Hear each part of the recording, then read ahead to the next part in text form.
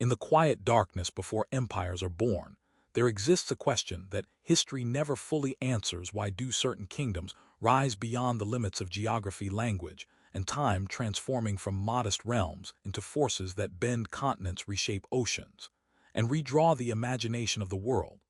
The story of the Spanish Empire begins with that question, because its rise was neither inevitable nor accidental. It emerged from centuries of struggle, faith, ambition, and chance on the Iberian Peninsula, where Christian kingdoms and Muslim polities had battled, negotiated, and coexisted for generations before a new political energy began gathering strength beneath the crowns of Castile and Aragon. By the late 15th century, the peninsula was a frontier of cultures, languages, and religions, but it was also a crucible of hardened warriors, restless nobles, and monarchs who believed destiny favored bold action. Among them rose two rulers whose partnership would change the direction of global history: Isabella of Castile and Ferdinand of Aragon. Their marriage forged a dynastic alliance that did not yet create Spain as a single state, but it did something perhaps more powerful. It united military resources, political will, and religious vision under leaders determined to finish the centuries-long Reconquista and expand Christian authority beyond Iberia. Few observers could have predicted that within decades their decisions would launch expeditions across unknown oceans, topple civilizations, and build an empire stretching across the Atlantic, Pacific, and Americas. Yet that astonishing transformation began in uncertainty, rivalry, faith, ambition, and chance. The Iberian Peninsula in the 15th century was not a unified nation, but a mosaic of crowns, rivalries, and traditions. Castile dominated the interior plains, wealthy in wool and manpower. Aragon looked east across the Mediterranean, maintaining commercial networks from Barcelona to Naples. Portugal guarded its Atlantic ambitions, while the Emirate of Granada remained the final Muslim stronghold on the peninsula. For centuries, the Reconquista had advanced and stalled in cycles of war, diplomacy, and frontier coexistence. Christian knights sought land, glory, and salvation. Muslim rulers defended cities, orchards, libraries, and trade routes linking Iberia with North Africa.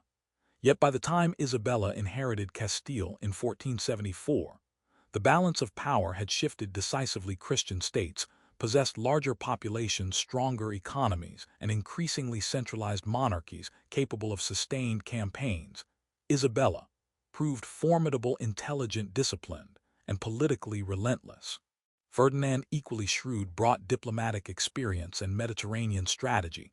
Together they cultivated loyal administrators, strengthened royal authority over rebellious nobles, and reorganized military forces around artillery, disciplined infantry, and coordinated logistics. When their armies turned toward Granada in 1482, they launched not merely another border raid, but a systematic campaign of conquest. Cities fell one after another through siege, negotiation, and relentless pressure. By January 1492, the Nasrid ruler Boabdil surrendered the Alhambra, ending nearly 8 centuries of Muslim rule in Iberia. The victory transformed the monarchy into champions of militant Christianity and convinced them that divine favor rewarded bold expansion. Granada was conquered, but the horizon of ambition had only begun to widen.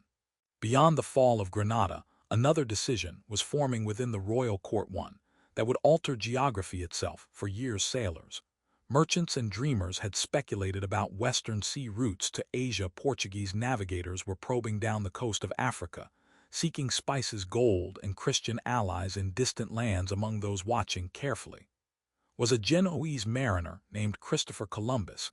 He believed that by sailing west across the Atlantic Ocean, ships could reach the riches of Asia more directly than the Portuguese eastern route. Many scholars doubted his calculations, yet Columbus persisted for years, presenting proposals to courts across Europe.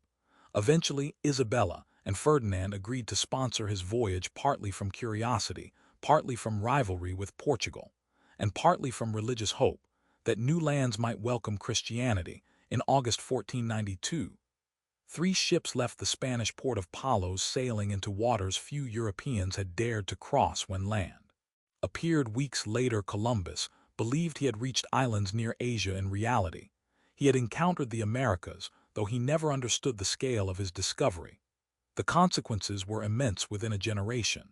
Spanish expeditions would explore, conquer, and colonize vast territories from the Caribbean to the Andes, transforming Spain from a regional European power into the architect of the first truly global empire. Gold-silver souls trade and territory suddenly seemed limitless, yet the moment of discovery also carried seeds of conflict, exploitation, resistance, and imperial overreach. The ocean had opened, and history would surge through it. The early encounters between Spaniards and the peoples of the Caribbean were uncertain, fragile, and quickly transformed by misunderstanding, ambition, and hunger for wealth. Columbus established small settlements believing the islands might contain gold mines or serve as gateways to Asia. Instead, his expeditions found complex societies with their own traditions, political systems, and networks of exchange. Spanish colonists brought horses, steel weapons, Christianity, and expectations of tribute. Indigenous communities responded with curiosity, caution, and sometimes resistance. Disease, carried unknowingly by Europeans, spread with devastating speed. Smallpox, influenza, and measles, collapsing populations that had never faced such pathogens. Violence followed as settlers demanded labor through the encomienda system, which granted colonists rights to indigenous tribute and work. Some Spanish clergy, including the Dominican friar Bartolomé de las Casas, condemned these abuses, arguing that empire must defend the humanity of its new subjects. Their protests sparked debates within Spain about conquest, morality, and law. Meanwhile, ambitious captains prepared expeditions far beyond the Caribbean. Rumors spoke of powerful mainland empires rich in gold and tribute. Among the adventurers listening closely was Hernán Cortés, a determined soldier who would soon march into Mexico toward the heart of the Aztec world. His campaign would reveal how alliances, technology, disease, and ruthless leadership could overturn civilizations that had ruled millions. For Spain, the conquests promised unimaginable wealth and prestige, but they also initiated moral controversies that would haunt imperial identity. For centuries, the age of discovery was becoming an age of conquest, and consequence already unfolding. Far from the Caribbean islands, the Aztec Empire dominated central Mexico, a sophisticated state built upon tribute, warfare, and ritual authority. Its capital, Tenochtitlan, rose from lake waters with temples, markets, causeways, and canals, astonishing Spanish observers when they first saw it in 1519. Cortés arrived with only several hundred soldiers, yet he carried advantages beyond numbers: firearms, steel horses, and alliances with indigenous enemies of Aztec rule. Marching inland, Cortés navigated diplomacy, intimidation, and calculated brutality. Eventually, he entered Tenochtitlan, where Emperor Moctezuma attempted cautious hospitality, hoping to contain the strangers within imperial order. The fragile balance collapsed into violence, rebellion, and siege. By 1521, Spanish forces and indigenous allies destroyed the city and captured the empire. From its ruins emerged New Spain, the administrative center of Spain's American dominions. News of Cortés' triumph spread quickly across Europe, inspiring further expeditions, including Francisco Pizarro's campaign against the Inca Empire in the Andes. There again, disease, internal conflict, and Spanish audacity toppled a vast civilization. By the 1540s, Spain controlled immense territories stretching across continents. Mines in places like Potosi began producing staggering quantities of silver that flowed across the Atlantic into Spanish treasuries and European markets, fueling both prosperity and inflation. Spain now stood at the center of a new global network linking American metals, Asian luxuries, African labor, and European ambitions. Yet governing such a vast empire would demand institutions, fleets, and administrators capable of holding distant worlds together. The Spanish monarchy was about to confront that immense challenge. The sudden expansion of Spanish power demanded structures strong enough to govern oceans and continents. Charles I of Spain, who also ruled as Holy Roman Emperor Charles V, inherited this immense responsibility in 1516. Under his reign, the Spanish monarchy became the central pillar of a sprawling Habsburg system stretching across Europe, and the Americas councils in Madrid supervised colonial administration, while viceroys governed territories such as New Spain and Peru. Treasure fleets carried silver annually across the Atlantic, guarded by heavily armed escorts. Missionaries traveled alongside soldiers determined to convert indigenous populations to Christianity. Universities, cathedrals, and cities rose across colonial landscapes, creating societies blending Spanish authority with indigenous traditions. Yet the empire faced relentless pressures. European rivals feared Habsburg dominance, Protestant reformations challenged Catholic unity, and Ottoman expansion threatened Mediterranean frontiers. Charles spent much of his reign campaigning across Europe, from Germany to Italy, attempting to defend Catholic order and imperial prestige.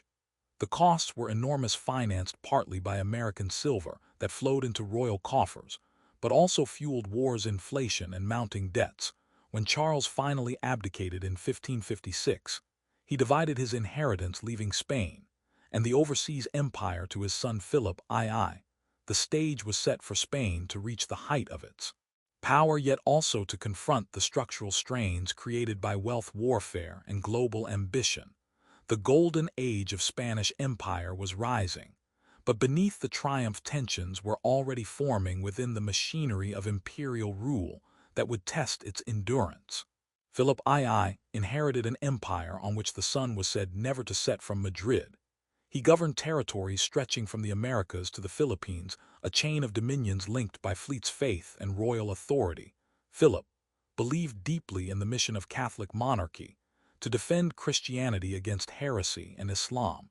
His reign, therefore, combined administrative discipline with relentless warfare. Spanish armies fought Protestant rebels in the Netherlands, battled Ottoman fleets in the Mediterranean, and confronted English hostility, culminating in the famous Armada of 1588. Despite disasters and victories alike, Philip expanded bureaucracy, strengthened colonial administration, and encouraged missionary work across Asia and the Americas. The empire reached unprecedented territorial scale.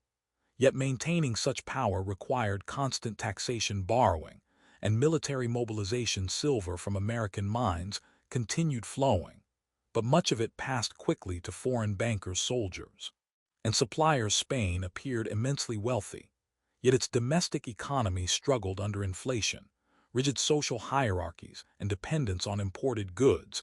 By the end of Philip's reign, the monarchy had declared bankruptcy multiple times, even while projecting imperial grandeur. The contradiction between global dominance and internal fragility would define Spain's future. For the moment, however, the empire still commanded awe across continents. Cities like Mexico City, Lima, and Manila flourished as hubs of trade, culture, and administration, linking worlds across oceans. The Spanish imperial system seemed vast, resilient, and ordained to endure, yet history rarely allows power to remain unchallenged, and the 17th century would soon expose the limits of empire. Even at the height of Spanish glory, warning signs were appearing beneath imperial triumph. Continuous wars drained treasuries, while the expulsion of Jews earlier and later, the Moriscos removed skilled communities from Spain's economy. Agricultural production stagnated, and noble prestige discouraged commerce or industry. Instead, wealth from American silver encouraged dependence on imports from Northern Europe. Meanwhile, rival powers watched carefully. The Dutch Republic fought for independence, challenging Spanish authority in the Netherlands. English and French privateers attacked treasure fleets, while colonial settlements began appearing across North America and the Caribbean. Spain still possessed formidable armies and experienced commanders, but the costs of maintaining empire across oceans multiplied year after year. Administrators struggled to control corruption, smuggling, and local autonomy in distant colonies. Meanwhile, intellectual debates within Spain questioned whether imperial mission served divine purpose or worldly ambition. The monarchy responded with reforms, yet structural weaknesses persisted. By the early 17th century, Spain remained powerful, but the balance of Europe was shifting. The 30 Years' War would soon engulf the continent, drawing Spanish armies into another exhausting conflict. The empire, built through conquest, faith, and silver, was approaching a turning point where triumph would confront limitation. The story of Spain was entering a new chapter where resilience, strategy, and leadership would determine whether the empire could adapt or begin its long descent into relative decline. For now, the imperial sun still shone brightly, but distant storms were gathering along the horizons of power, wealth, ambition, and global rivalry that history remembers. The approaching storm would test the endurance of Spanish institutions forged during conquest and expansion, maintaining empire across oceans. Required fleets, fortresses, administrators, missionaries, and soldiers, all sustained by fragile financial systems, dependent on American silver.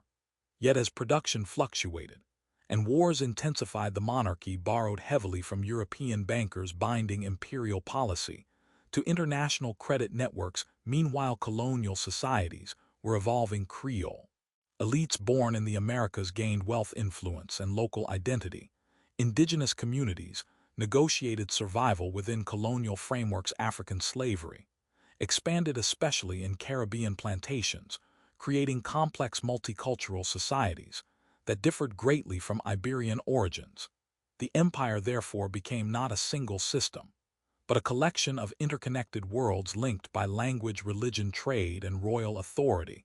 Governing such diversity required flexibility, yet Spanish bureaucracy often favored rigid hierarchy and centralized command. The tension between imperial control and colonial realities slowly widened during the 17th century. Spain would confront military defeats, economic crises, and diplomatic setbacks that signaled the beginning of a long transformation from dominant empire to challenged great power. The foundations built by Ferdinand, Isabella, Charles, and Philip were immense, but history would soon reveal whether those foundations could endure the weight of global rivalry, political change, and economic strain. The next era of the Spanish story would unfold amid war, adaptation, and the first shadows of decline that accompany every empire, eventually confronting the limits of expansion. Power, wealth, ambition, and human governance across distant lands, seas, cultures, and generations linked under one crown. Empires are rarely aware of the moment when their greatest strength begins quietly transforming into vulnerability. The Spain created in the late 15th and 16th centuries had risen with astonishing speed, driven by faith, ambition, conquest, and oceans newly opened to European navigation. From the fall of Granada to the victories of Cortes and Pizarro, from the councils of Charles V to the disciplined rule of Philip II, the monarchy built a global structure unprecedented in scale. Silver fleets crossed the Atlantic, missionaries carried Christianity across continents, and cities of empire connected the Americas, Europe, Africa, and Asia.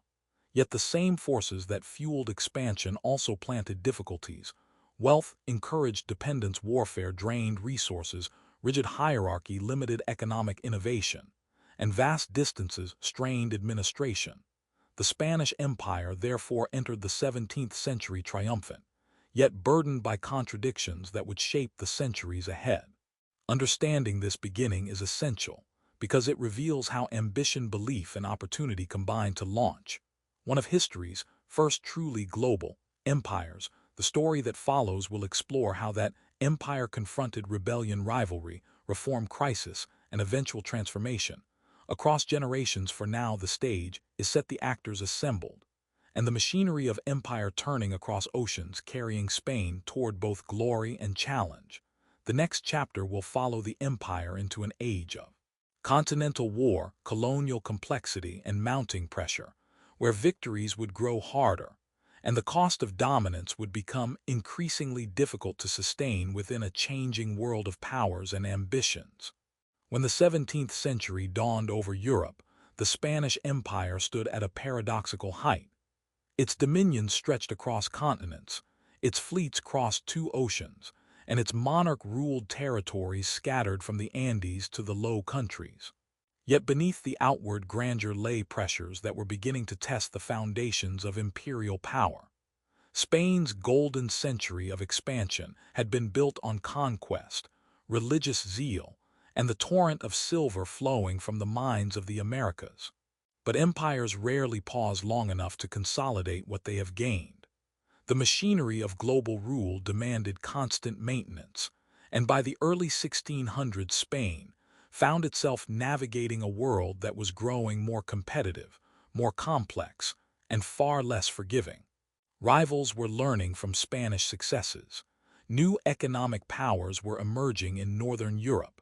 Religious divisions were tearing apart the political fabric of the continent. And within Spain itself, structural weaknesses that had been masked by the riches of empire were beginning to surface. This was the moment when the empire faced a crucial test. Could the system forged by conquest adapt to the realities of global governance? At the center of the empire stood the Habsburg monarchy, an institution that embodied both stability and rigidity. The reign of Philip II, which began in 1598, marked the first transition from the generation that had built the empire to one tasked with sustaining it. Philip II was not an incompetent ruler, but he lacked the relentless discipline and strategic vision of his father Philip II. Much of the responsibility for governing fell to powerful royal favorites known as validos, particularly the Duke of Lerma. Under Lerma's influence, the court pursued policies aimed at reducing the immense financial burdens created by decades of warfare.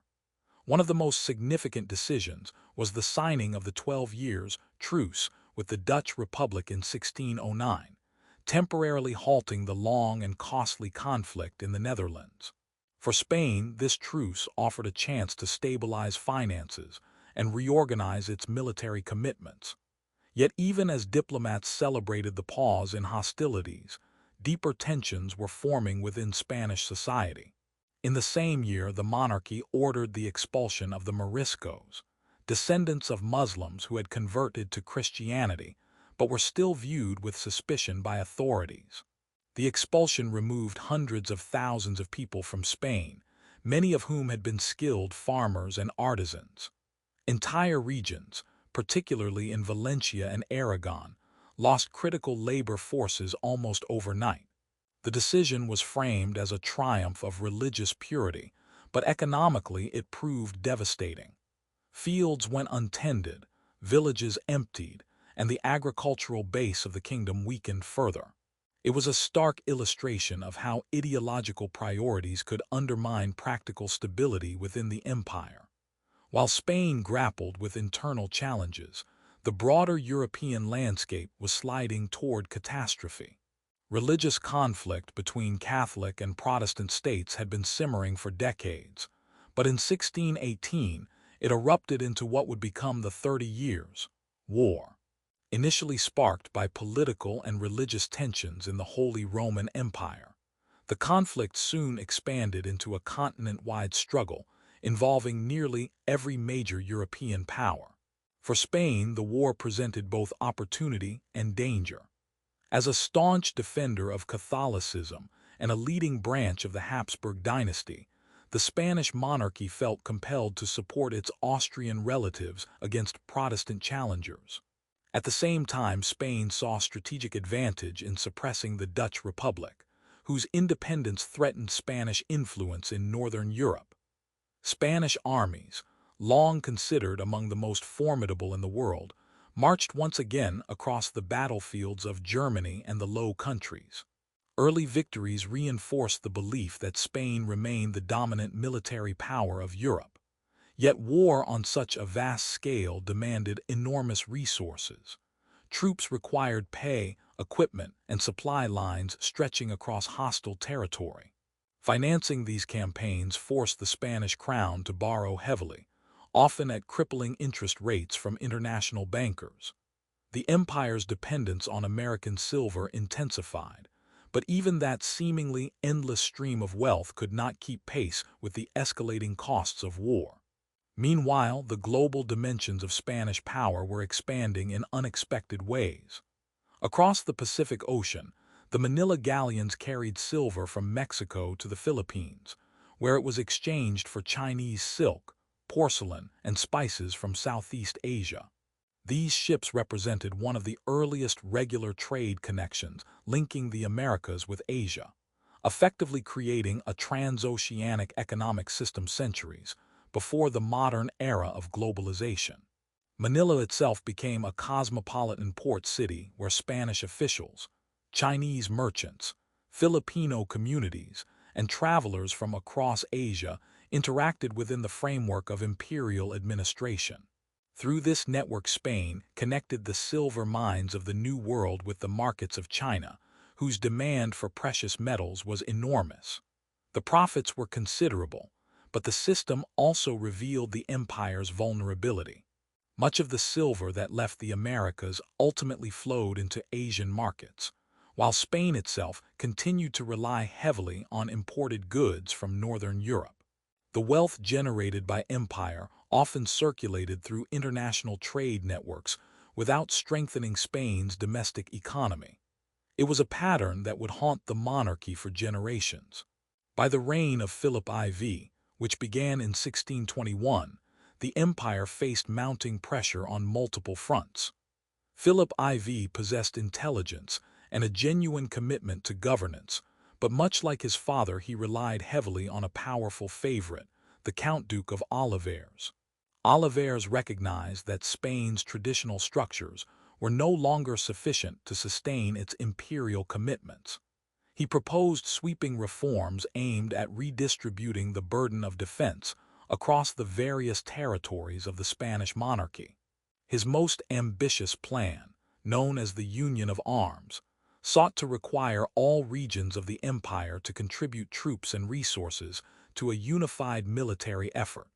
In theory, the proposal would strengthen Spain's ability to defend its vast territories. In practice, it provoked resistance from provinces accustomed to their own privileges and autonomy. Regions such as Catalonia and Portugal resented the attempt to centralize authority and impose heavier obligations. The tensions created by these reforms would soon erupt into open rebellion, revealing how fragile the internal cohesion of the empire had become. The turning point arrived during the 1640s, a decade that exposed the empire's vulnerabilities with brutal clarity. In 1640, Catalonia erupted in revolt against Spanish authority, fueled by resentment over military taxation and the presence of royal troops. The uprising quickly escalated into a wider conflict known as the Reapers' War, drawing in French support for the Catalan rebels. At the same time, Portugal, which had been under Spanish rule since 1580, seized the moment of imperial distraction to launch its own revolt. Portuguese nobles proclaimed the Duke of Braganza as King John IV, restoring Portugal's independence and ending 6 decades of Iberian union.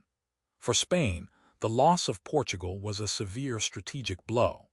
Not only did it reduce Spanish territorial influence in Europe, but it also severed control over Portugal's extensive overseas trading network stretching from Brazil to Africa and Asia. The simultaneous rebellions revealed that the Spanish monarchy could no longer assume unquestioned loyalty from its constituent territories.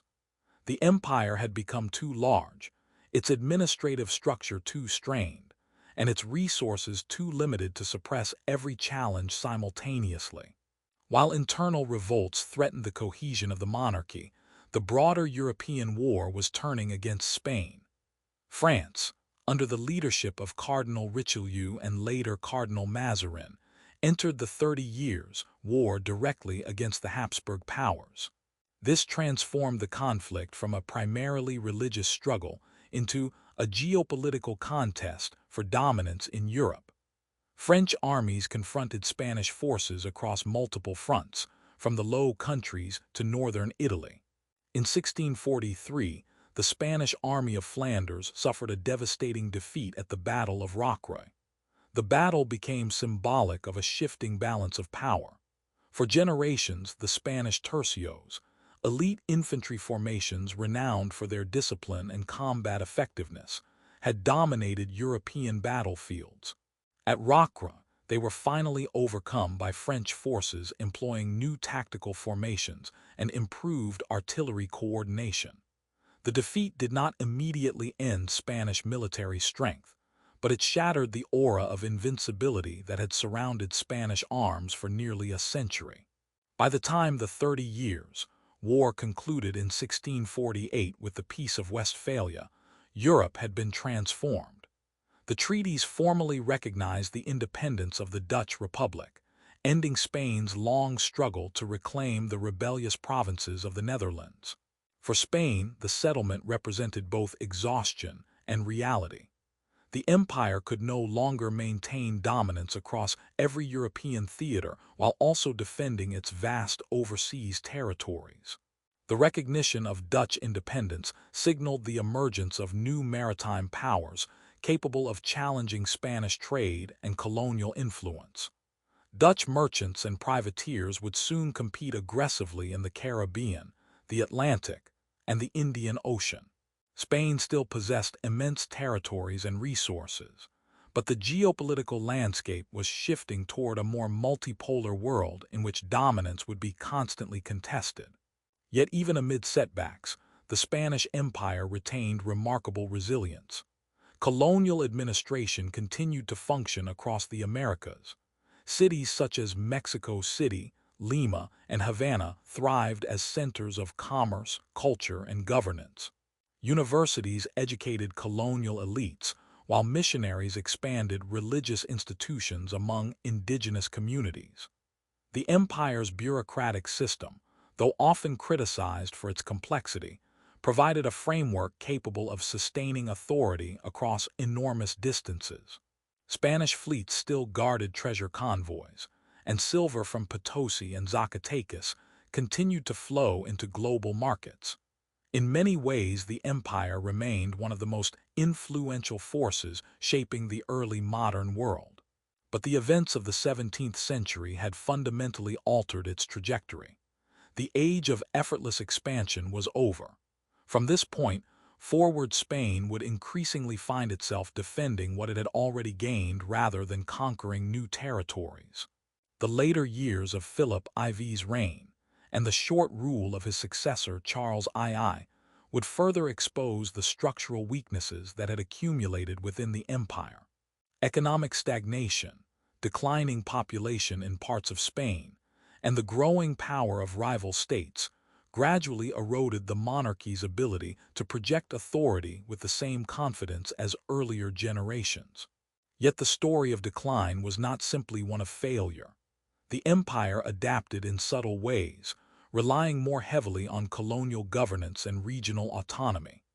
Spanish culture flourished during this period, producing extraordinary achievements in literature, art, and philosophy even as political challenges intensified. Figures such as Diego Velázquez and Miguel de Cervantes shaped a cultural legacy that would outlast the empire's political dominance. As the 17th century drew toward its close, the Spanish monarchy faced an uncertain future. The vast empire remained intact, but its leadership was fragile and its resources strained.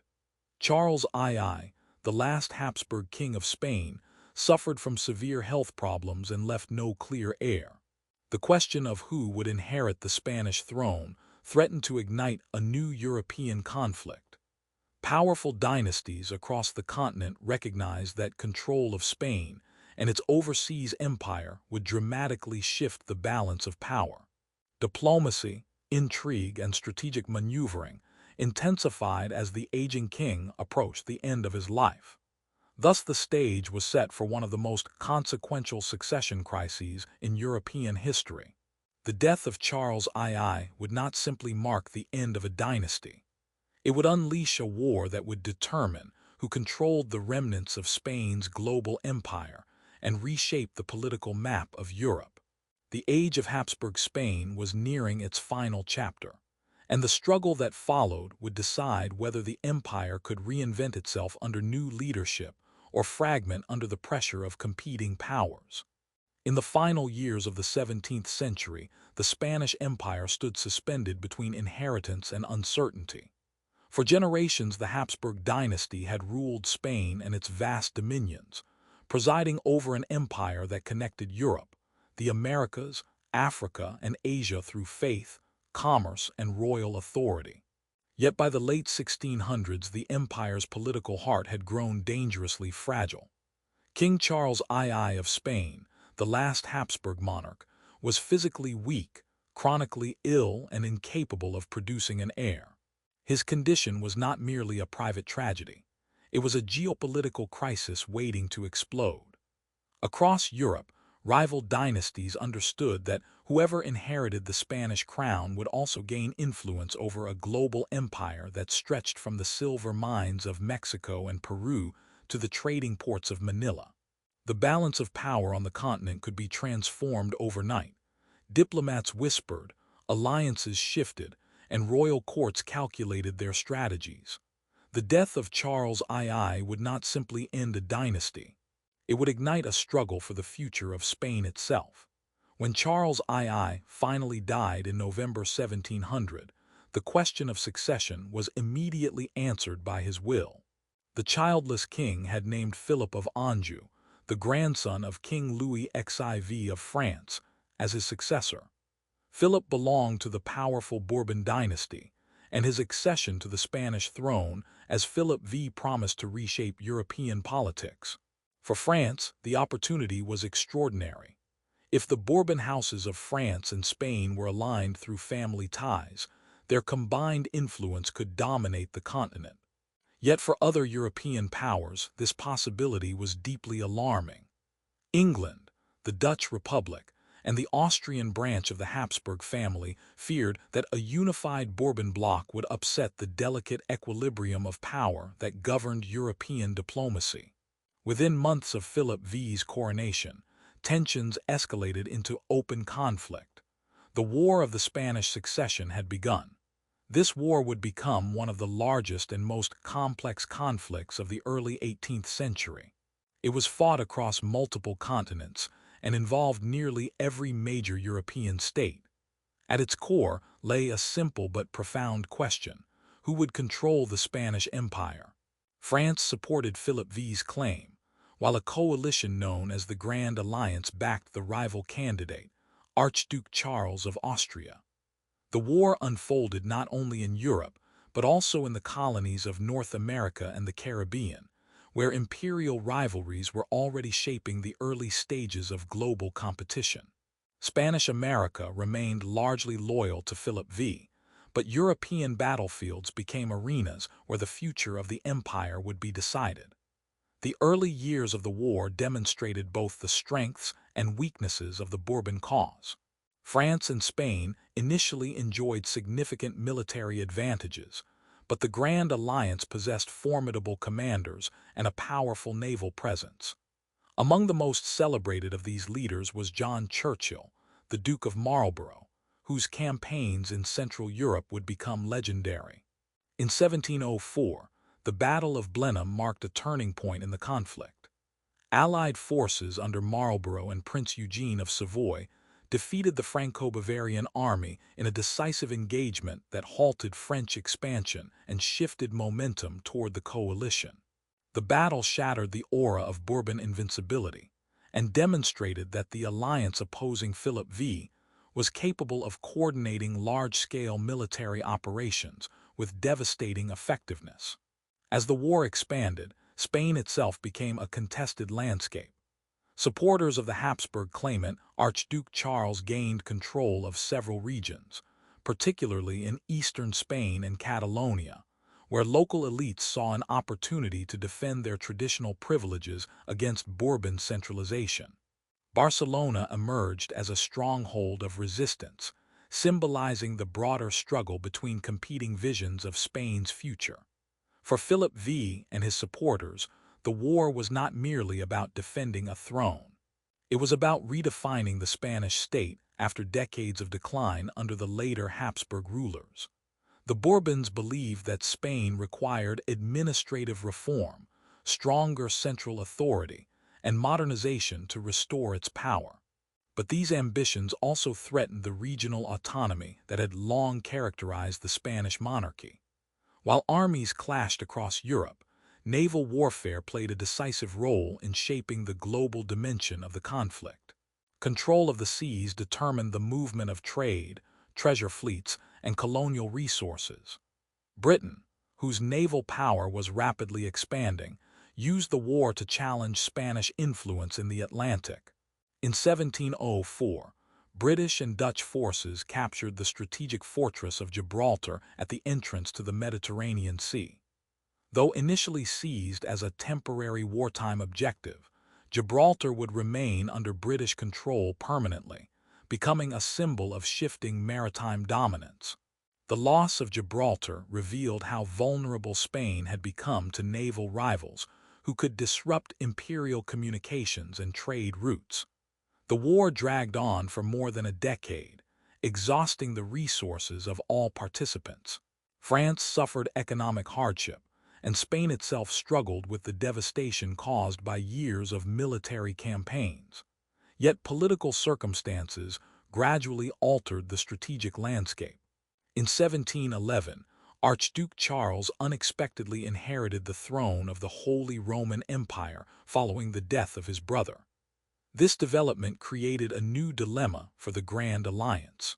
If Charles were to become both Holy Roman Emperor and King of Spain, the balance of power would once again tilt dangerously toward a single dynasty.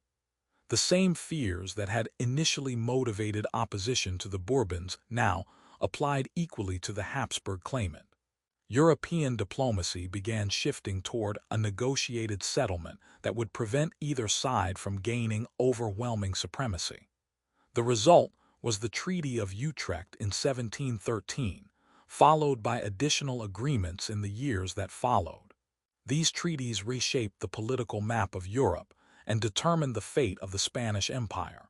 Philip V was recognized as the legitimate king of Spain, ensuring that the Bourbon dynasty would rule the country.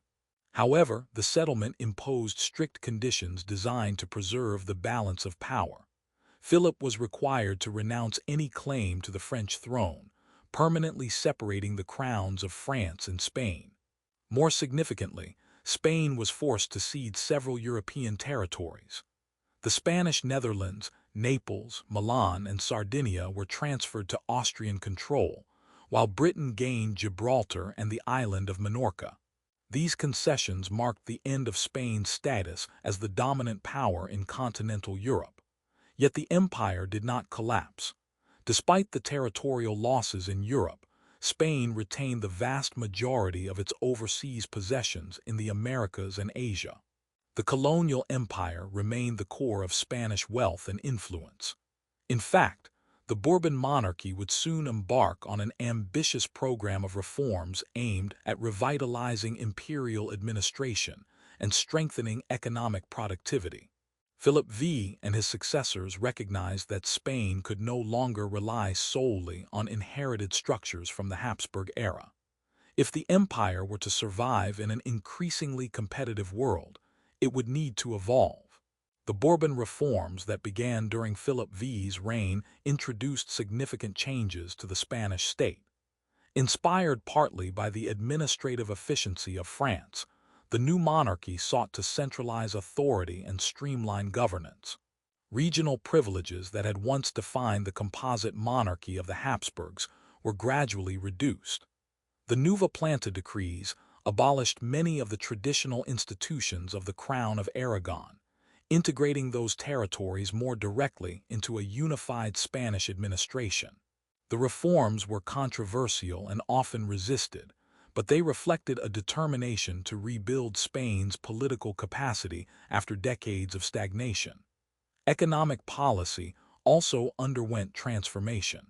The Bourbon government encouraged commercial expansion, attempted to modernize taxation systems, and promoted stronger connections between Spain and its American colonies. Trade restrictions that had previously limited colonial commerce were gradually relaxed, allowing for greater economic interaction within the empire. These measures aimed to ensure that wealth generated in the Americas would contribute more effectively to Spain's own development rather than flowing outward to foreign merchants and financiers. At the same time, the Spanish monarchy invested heavily in rebuilding its navy.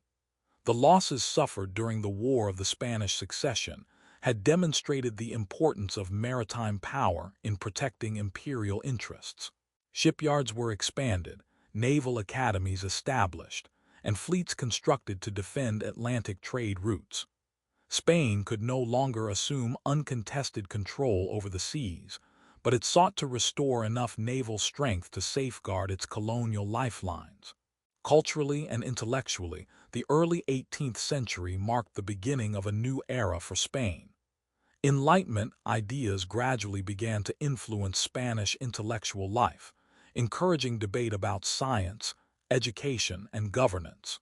Reform-minded officials believed that rational administration and improved knowledge could strengthen the state. While Spain remained deeply Catholic and traditional in many respects, the intellectual climate was slowly evolving toward a more modern outlook.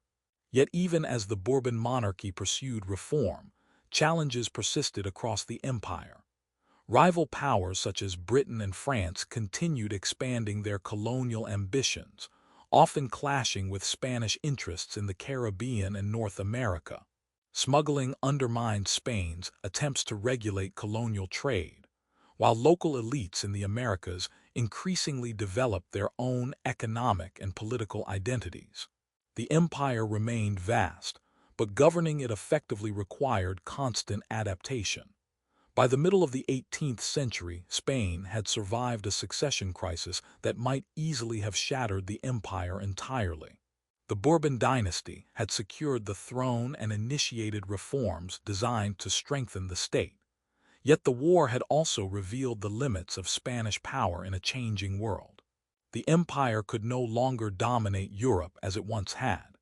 Instead, its future would depend increasingly on the management of its overseas territories and the success of reforms aimed at revitalizing imperial structures. The story of the Spanish Empire was entering a new phase. The age of Bourbon reform would seek to rebuild Spain's strength, modernize its administration, and defend its colonial possessions against rising rivals. But the very changes intended to strengthen the empire would also transform the societies within it.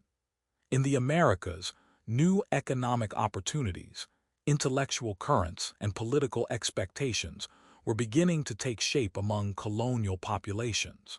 These developments would eventually challenge the foundations of imperial authority itself.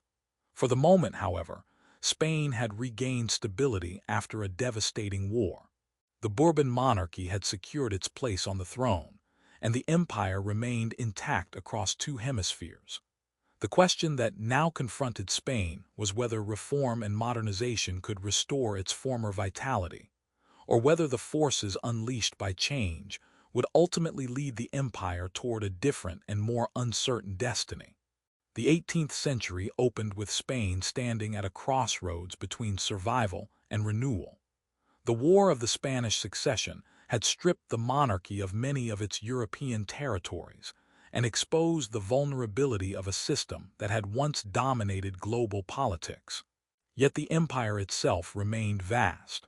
From the sprawling cities of Mexico and Lima to the distant outpost of Manila in the Pacific, Spanish authority still governed millions of people across continents.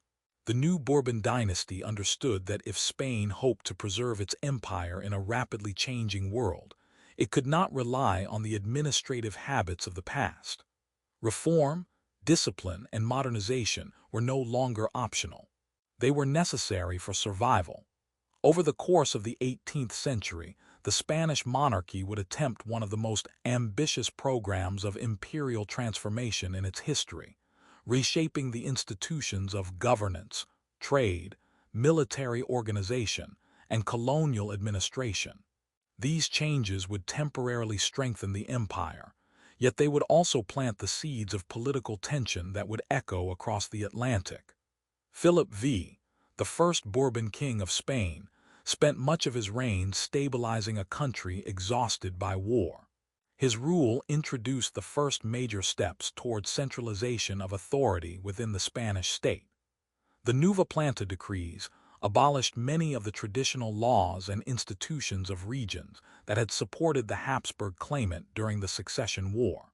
Territories such as Catalonia, Valencia, and Aragon were brought under a more uniform system of administration modeled on Castilian practices. The intention was to create a more cohesive and efficient monarchy capable of responding quickly to crises. Yet the reforms also altered centuries-old political balances, weakening regional autonomy that had long been a defining feature of the Spanish monarchy. The Bourbon vision of governance prioritized unity and administrative discipline over the patchwork structure inherited from the Habsburg era. Economic reform became equally important. Spanish officials increasingly recognized that the wealth of the empire was not being fully harnessed for national development. For generations, silver from the Americas had flowed into Spain only to be spent on foreign goods or diverted into international financial markets. Reformers believed that strengthening domestic industry and encouraging more direct trade within the empire could reverse this pattern. New commercial policies attempted to reduce the rigid monopolies that had once restricted colonial trade to a handful of Spanish ports. Gradually, more cities were permitted to participate in transatlantic commerce, increasing economic activity and strengthening connections between Spain and its American territories. Merchants in Cadiz and Barcelona found new opportunities, while colonial producers gained greater access to European markets. The Bourbon reforms extended far beyond economic policy. Administratively, the monarchy sought to reorganize the governance of Spanish America in ways that would tighten royal control while improving efficiency. One of the most important innovations was the introduction of the intendancy system. Intendants were royal officials appointed to oversee taxation, military organization, and economic policy in colonial regions. By placing these administrators directly under the authority of the crown, the monarchy hoped to reduce corruption and weaken the influence of local elites who had long dominated colonial institutions. In theory, the system promised more effective governance.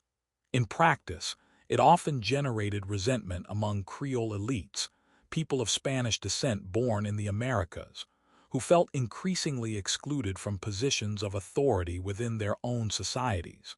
The reign of Charles III, beginning in 1759, represented the high point of Bourbon reformism.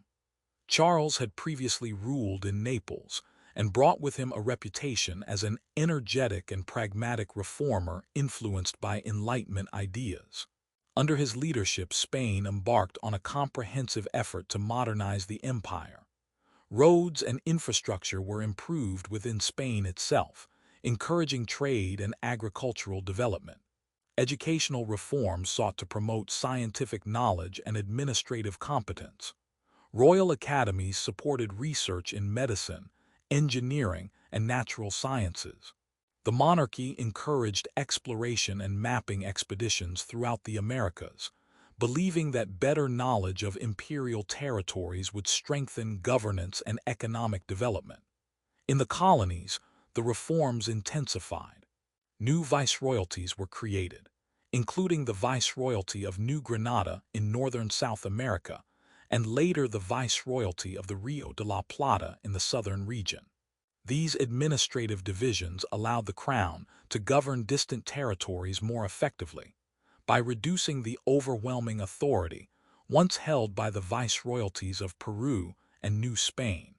Ports such as Buenos Aires experienced rapid growth as trade regulations were loosened and economic activity expanded. Spanish America became increasingly integrated into global commerce, exporting agricultural products, silver, and other resources while importing manufactured goods from Europe. Military reform also played a crucial role in the Bourbon program. The 18th century was an age of imperial rivalry, and Spain faced growing competition from Britain and France across the Atlantic world. The monarchy invested heavily in rebuilding its navy and strengthening colonial defenses. Fortifications were constructed or improved in key locations such as Havana, Cartagena, and San Juan. Colonial militias were organized to supplement regular Spanish troops, creating local defense forces that could respond quickly to threats. These militias often included Creole officers and soldiers, giving colonial populations greater involvement in the defense of their own territories. While this policy strengthened security, It also fostered a sense of military capability and political confidence among colonial elites that would later prove significant. The 7 Years' War, which erupted in 1756, demonstrated both the opportunities and dangers facing Spain in an increasingly global conflict system. Initially, Spain attempted to remain neutral, but by 1762, the Bourbon monarchy entered the war on the side of France against Britain. The decision quickly produced dramatic consequences. British forces launched bold naval campaigns against Spanish colonial possessions, capturing Havana in Cuba and Manila in the Philippines. These victories exposed the vulnerability of Spain's overseas empire to powerful naval adversaries. Although both cities were eventually returned to Spain in the peace settlement of 1763, the shock of their temporary loss convinced Spanish leaders that further reform was urgently necessary. In response, Charles III intensified efforts to strengthen imperial defenses and administrative oversight. The Crown reorganized colonial governance, expanded military garrisons, and increased investment in shipbuilding. Spanish naval power began to recover, enabling the empire to play a more active role in international affairs. These efforts bore fruit during the American War of Independence in the late 18th century. Although Spain did not formally ally itself with the rebelling British colonies, it supported the broader coalition against Britain. Spanish forces under Bernardo de Galvez captured British strongholds along the Gulf Coast, including Baton Rouge, Mobile, and Pensacola. These victories helped weaken British control in North America and demonstrated that Spain had regained a measure of strategic capability. Yet even as Spain achieved diplomatic and military successes, deeper tensions were emerging within the colonial societies of Spanish America. The Bourbon reforms had strengthened royal authority, but also disrupted established patterns of power. Creole elites resented the growing influence of peninsular officials, administrators born in Spain who were appointed to key positions within colonial governments. Economic changes created new opportunities for trade and wealth, but they also exposed colonial economies to greater regulation and taxation by the Crown. Indigenous communities and mixed-race populations faced shifting labor systems and administrative oversight as reformers attempted to maximize economic productivity. One of the most dramatic expressions of colonial unrest occurred in the Andes during the 1780s with the rebellion of Tupac Amaru II. Claiming descent from the last Inca rulers, Tupac Amaru II led a massive uprising against Spanish authority in Peru. His movement drew support from indigenous communities frustrated by heavy taxation, forced labor obligations, and abuses by colonial officials. For a time, the rebellion threatened to destabilize Spanish control across large parts of the Andean region. Although Spanish forces ultimately suppressed the uprising with brutal repression, the revolt revealed how fragile imperial authority could become when economic and social tensions converged. At the same time, intellectual currents were spreading throughout the Atlantic world. Enlightenment ideas about liberty, governance, and the rights of individuals circulated among educated elites in Europe and the Americas. Books, pamphlets, and correspondence carried new political concepts across oceans. Colonial scholars and administrators engaged with these ideas, sometimes cautiously and sometimes enthusiastically. The success of the American Revolution in 1783, further, demonstrated that colonial societies could challenge imperial authority and establish independent states. Spanish officials watched these developments with increasing concern. By the closing decades of the 18th century, the Spanish Empire appeared stronger than it had been at the beginning of the Bourbon era. Administrative reforms had improved governance, trade had expanded, and military defenses had been strengthened. Yet beneath the surface, a profound transformation was underway. Colonial societies were becoming more economically dynamic, socially diverse, and politically aware. Creole elites had grown accustomed to managing local institutions and defending their territories through militia service. Intellectual debates about governance and rights were becoming more common within colonial universities and salons. The Bourbon monarchy believed it had revitalized the empire through reform and centralization. In many ways, it had succeeded, but the reforms had also reshaped the empire into a more interconnected and politically conscious system. The very measures designed to strengthen royal authority were creating populations capable of imagining alternatives to imperial rule. As the 18th century drew to a close, a new storm was gathering across the Atlantic world. Revolutions in America and France were challenging the foundations of monarchy and empire throughout Europe. Spain would soon find itself caught within a wave of political upheaval that would test the resilience of its reformed imperial system. The next chapter of the Spanish story would unfold amid global revolution, ideological conflict, and the first decisive movements toward independence within the colonies that had once formed the backbone of Spain's world empire. By the final years of the 18th century, the Spanish Empire remained one of the largest political structures on Earth, stretching across the Americas, Europe, Africa, and Asia. Yet the world around it was changing with unprecedented speed. New ideas about liberty, citizenship, and sovereignty were spreading through intellectual circles and political movements across the Atlantic. Revolutions had already transformed the British colonies of North America into the independent United States, and the French Revolution of 1789 had shaken the foundations of monarchy throughout Europe. These upheavals were not distant events for Spain. They represented powerful forces capable of reshaping the political imagination of the empire's own colonial societies. Spanish officials watched these developments with anxiety, aware that the empire's stability depended on maintaining loyalty among diverse populations across vast territories. The Bourbon reforms of the 18th century had strengthened administrative control, but they had also increased taxation, centralized authority, and marginalized Creole elites. Beneath the surface of imperial order, resentment and ambition were quietly gathering momentum.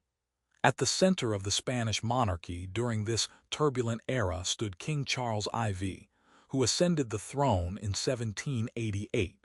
Unlike his reform-minded father Charles III, Charles IV lacked the political energy and decisiveness needed to guide Spain through an age of revolution.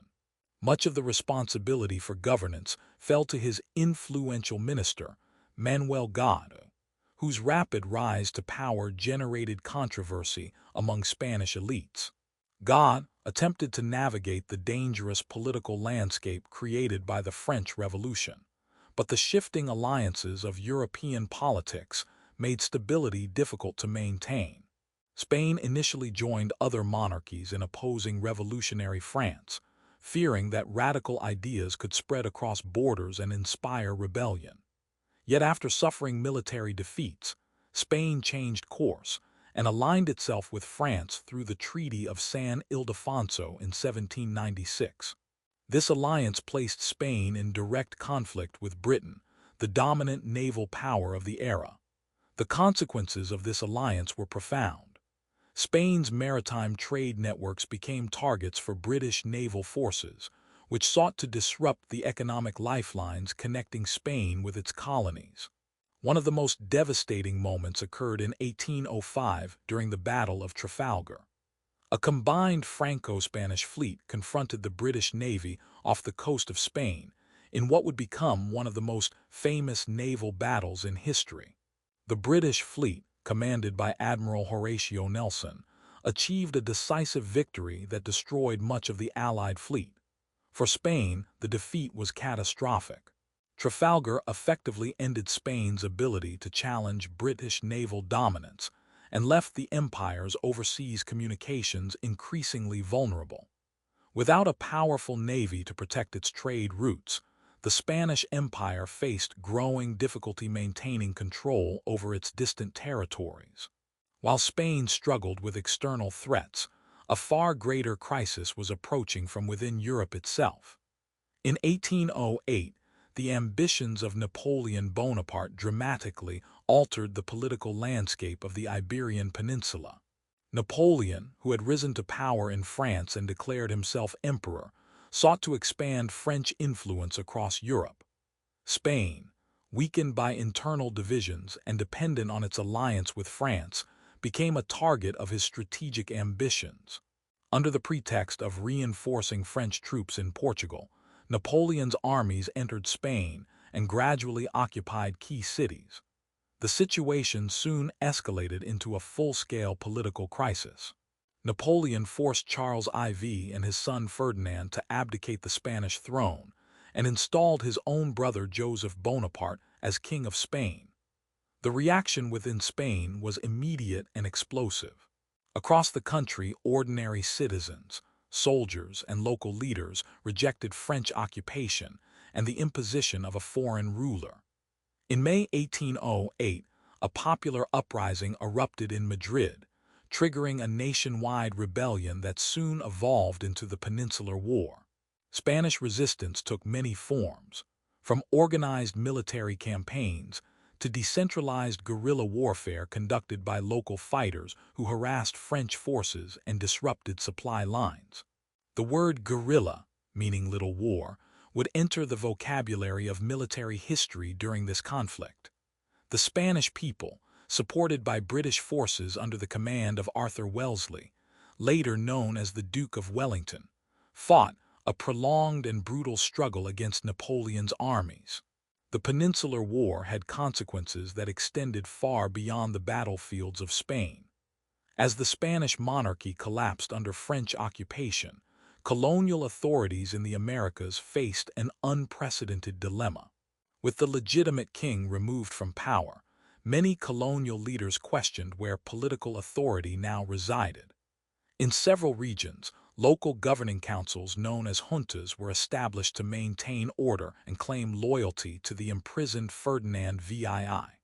These juntas initially insisted that they remained faithful to the Spanish crown, but their formation marked a crucial shift in political thinking. For the first time, colonial elites were exercising autonomous authority in the absence of direct royal control. Meanwhile, events in Spain continued to unfold with dramatic intensity. In the southern city of Cadiz, which remained free from French occupation, Spanish representatives convened a national assembly known as the Cortes. Determined to resist Napoleon's domination, the Cortes of Cadiz drafted a new constitution in 1812 that reflected many Enlightenment principles.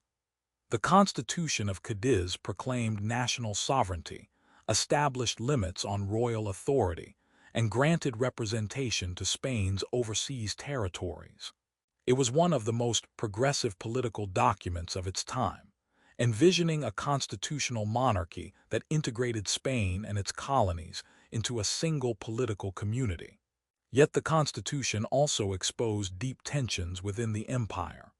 While it promised representation for colonial subjects, the realities of distance, inequality, and entrenched social hierarchies complicated the implementation of these ideals. Across Spanish America, the political vacuum created by Napoleon's invasion encouraged revolutionary movements to take shape.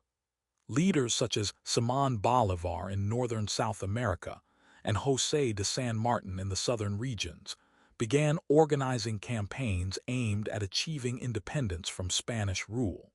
These movements were influenced by Enlightenment thought, the example of the American Revolution, and the desire of Creole elites to gain greater political authority. At first, many revolutionaries framed their struggles as efforts to defend the rights of Ferdinand VII rather than outright independence. But as conflicts intensified and Spanish attempts to restore imperial control grew more forceful, the goal of independence became increasingly explicit. When Napoleon's power in Europe began to collapse after 1812, Spanish patriots finally succeeded in expelling French forces from the peninsula. Ferdinand VII returned to the Spanish throne in 1814, greeted by many as the rightful king restored after years of occupation. Yet his return brought a dramatic reversal of the constitutional reforms enacted during the war. Rejecting the liberal constitution of Cadiz, Ferdinand restored absolute monarchy and dismantled the political institutions that had emerged during the resistance against Napoleon. This decision alienated many reformers and further destabilized Spain's relationship with its colonies. Instead of addressing the grievances that had fueled unrest in the Americas, the restored monarchy attempted to reassert strict imperial authority. By the early 1820s, Spain found itself facing a wave of revolutionary movements across its American territories. Independence struggles spread through Mexico, Venezuela, Colombia, Argentina, Chile, and Peru. Spanish forces attempted to suppress these rebellions, but the empire's weakened financial position and the enormous distances involved made sustained military campaigns increasingly difficult. Colonial armies composed of local fighters gradually gained strength, while Spain struggled to send reinforcements across the Atlantic. One by one, Spain's American colonies began to break away from imperial control. Mexico declared independence in 1821 after a decade of conflict. In South America, Bolivar's forces achieved decisive victories that liberated Venezuela, Colombia, Ecuador, and Bolivia from Spanish rule. Meanwhile, San Martin led campaigns that helped secure independence for Argentina, Chile, and Peru. By the mid-1820s, Spain had lost nearly all of its mainland possessions in the Americas. Only a handful of territories, including Cuba and Puerto Rico in the Caribbean, remained under Spanish authority. The collapse of Spain's American empire marked one of the most dramatic transformations in global history. For more than 3 centuries, Spain had governed vast territories across the Western Hemisphere, shaping cultures, economies, and societies throughout the Americas. Now those colonies were becoming independent nations with their own political futures. The loss of these territories dealt a severe blow to Spain's prestige and economic strength, forcing the country to confront a new reality as a diminished imperial power. Yet the story of the Spanish Empire was not finished. Spain still retained important possessions in the Caribbean and the Pacific, and its cultural influence continued to shape the emerging nations of Latin America. The 19th century would bring new challenges, conflicts, and transformations that would determine the final chapters of Spain's imperial story. The next stage of this history would unfold as Spain struggled to redefine its place in a world where former colonies had become sovereign states, and new imperial powers were rising across the globe. The collapse of Spain's mainland American empire in the early 19th century did not occur in a single moment of defeat, but through a long sequence of wars, revolutions, and political transformations that reshaped the entire Atlantic world. By the mid-1820s, the once vast imperial system that had connected Spain to the American continents for more than 3 centuries had fractured into independent republics.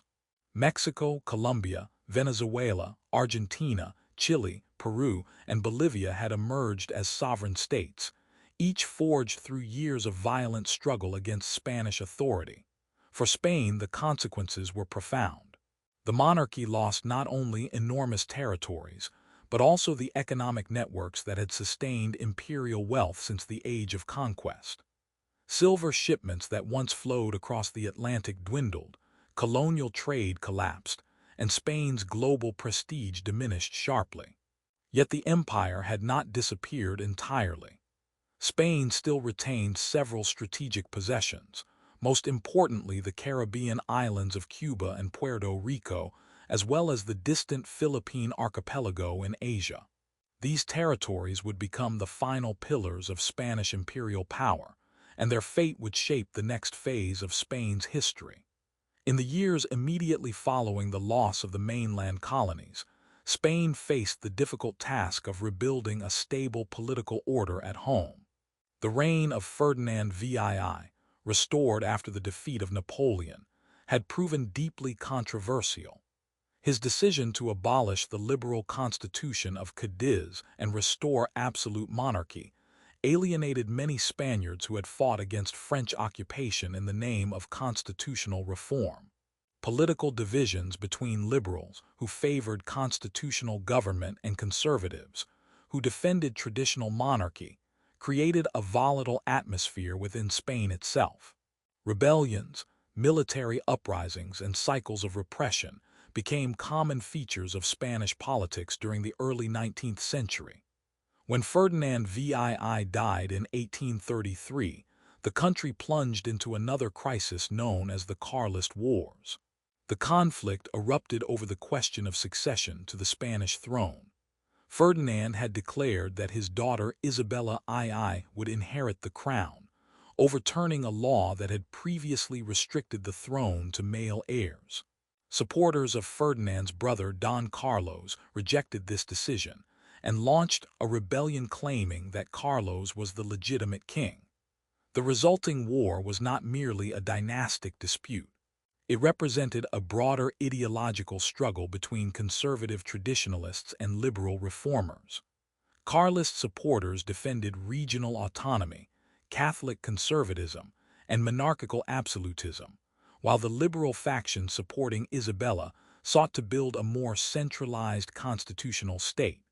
The conflict devastated parts of Spain and revealed how deeply divided the country had become after decades of imperial decline and political upheaval.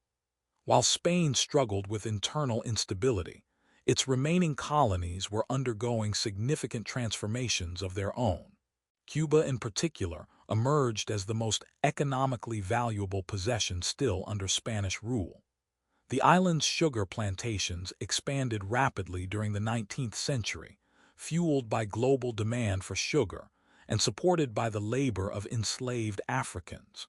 Havana grew into one of the most prosperous cities in the Caribbean, serving as a major commercial hub connecting Spain with international markets. Wealthy plantation owners accumulated enormous fortunes, and Cuban sugar exports became a critical component of Spain's remaining imperial economy. Yet prosperity came with deep social tensions. The reliance on slavery created a rigid and unequal society in which enslaved Africans formed a large portion of the population. At the same time, many Creole elites in Cuba began to develop a stronger sense of local identity and political ambition. Influenced by the earlier independence movements in mainland Latin America, some Cuban intellectuals and reformers began advocating for greater autonomy or even independence from Spain. Spanish authorities attempted to maintain strict control over the island, fearing that rebellion in Cuba could trigger the final collapse of Spain's imperial presence in the Americas. Puerto Rico experienced a somewhat different trajectory, but faced similar pressures. Though smaller and less economically dominant than Cuba, the island remained strategically important for Spain's Caribbean defenses. Agricultural production, particularly sugar and coffee, expanded during the 19th century, and the island's population grew steadily. Political debates about reform, representation, and colonial governance increasingly emerged among local elites. Spanish authorities attempted to balance the need for stability with limited concessions to reformist demands, but tensions continued to simmer beneath the surface. Far across the Pacific Ocean, the Philippines represented another crucial but distant component of Spain's remaining empire. Governed from Manila, the archipelago had long served as a gateway between Asia and the Americas during the era of the Manila galleons. By the 19th century, the global trading system had changed dramatically, yet the Philippines remained strategically valuable as Spain's primary foothold in Asia. Spanish missionaries and administrators maintained strong influence throughout the islands, and Catholic institutions played a central role in shaping Filipino society. However, social hierarchies and colonial inequalities created growing resentment among segments of the population. Filipino intellectuals educated in Europe began to advocate for reforms that would grant greater rights and representation to the archipelago's inhabitants. The broader global context of the 19th century intensified these pressures. Industrialization in Europe and the United States created powerful new economies capable of projecting influence far beyond their borders. Maritime technology improved, trade networks expanded, and imperial competition intensified as emerging powers sought overseas markets and strategic bases. Spain, weakened by internal political divisions and the loss of most of its colonial empire, struggled to keep pace with these transformations.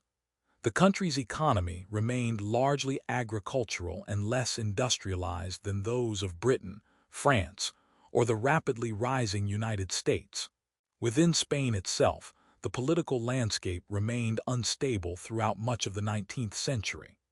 The reign of Isabella II was marked by repeated governmental crises, military interventions in politics, and shifting alliances between liberal and conservative factions.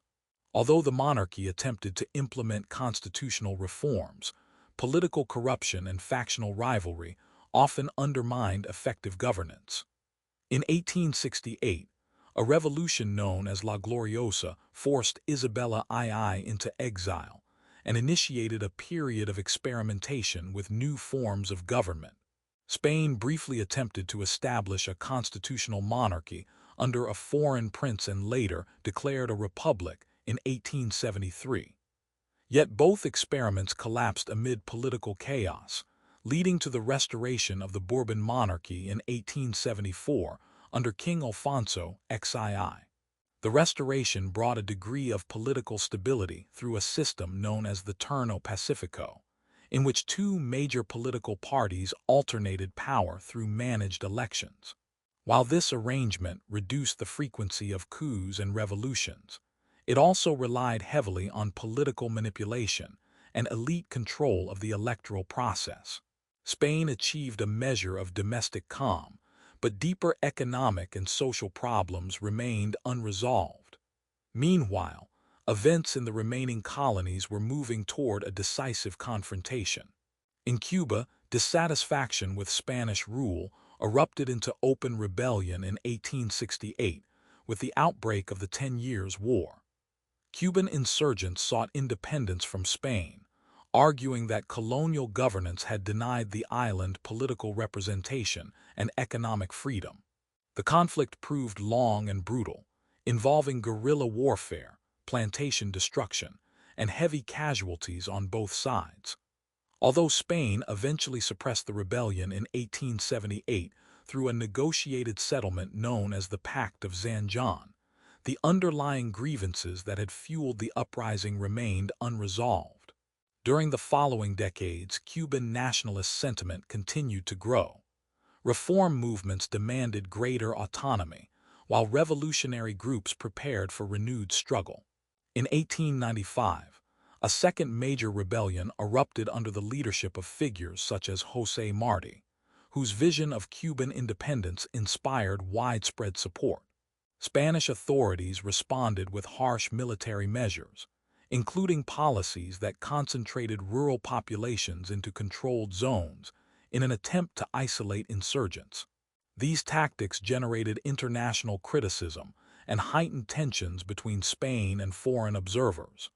Across the Atlantic, the United States was watching events in Cuba with increasing interest.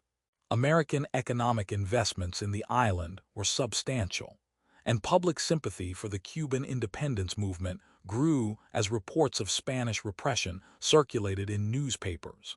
The stage was gradually being set for a confrontation that would involve not only Spain and its colonial subjects, but also a rising global power eager to expand its influence beyond its own borders. By the closing years of the 19th century, Spain's imperial system had been reduced to a handful of territories whose future was uncertain. Cuba, Puerto Rico, and the Philippines remained under Spanish authority, but nationalist movements within those regions were gaining strength. At the same time, Spain itself struggled to adapt to a rapidly changing world in which industrial powers competed for influence across continents and oceans. The next chapter in the history of the Spanish Empire would bring these tensions to a dramatic climax.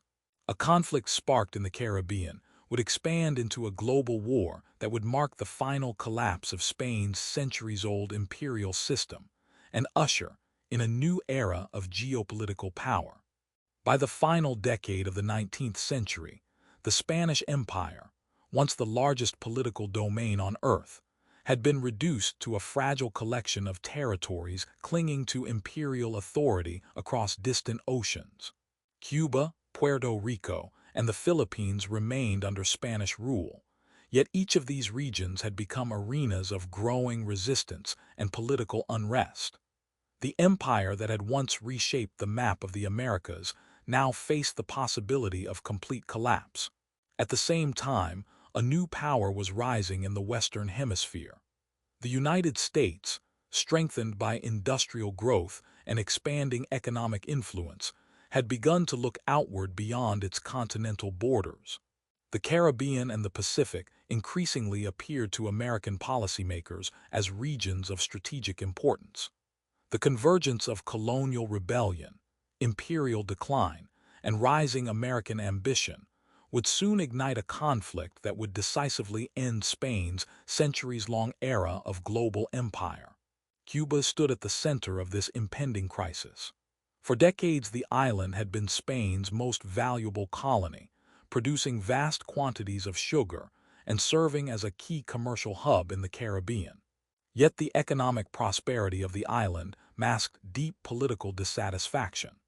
Cuban nationalists believed that Spain's colonial administration denied them meaningful representation and imposed economic restrictions that favored Spanish merchants over local producers.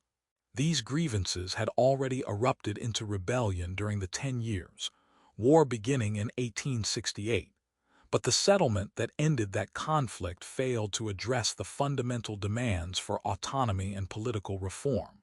By the 1890s, the movement for Cuban independence had regained momentum.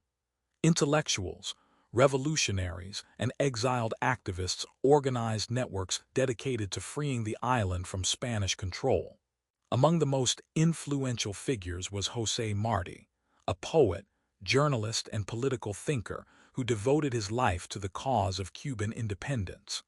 Martí envisioned a free Cuba that would not only escape colonial rule, but also resist domination by foreign powers.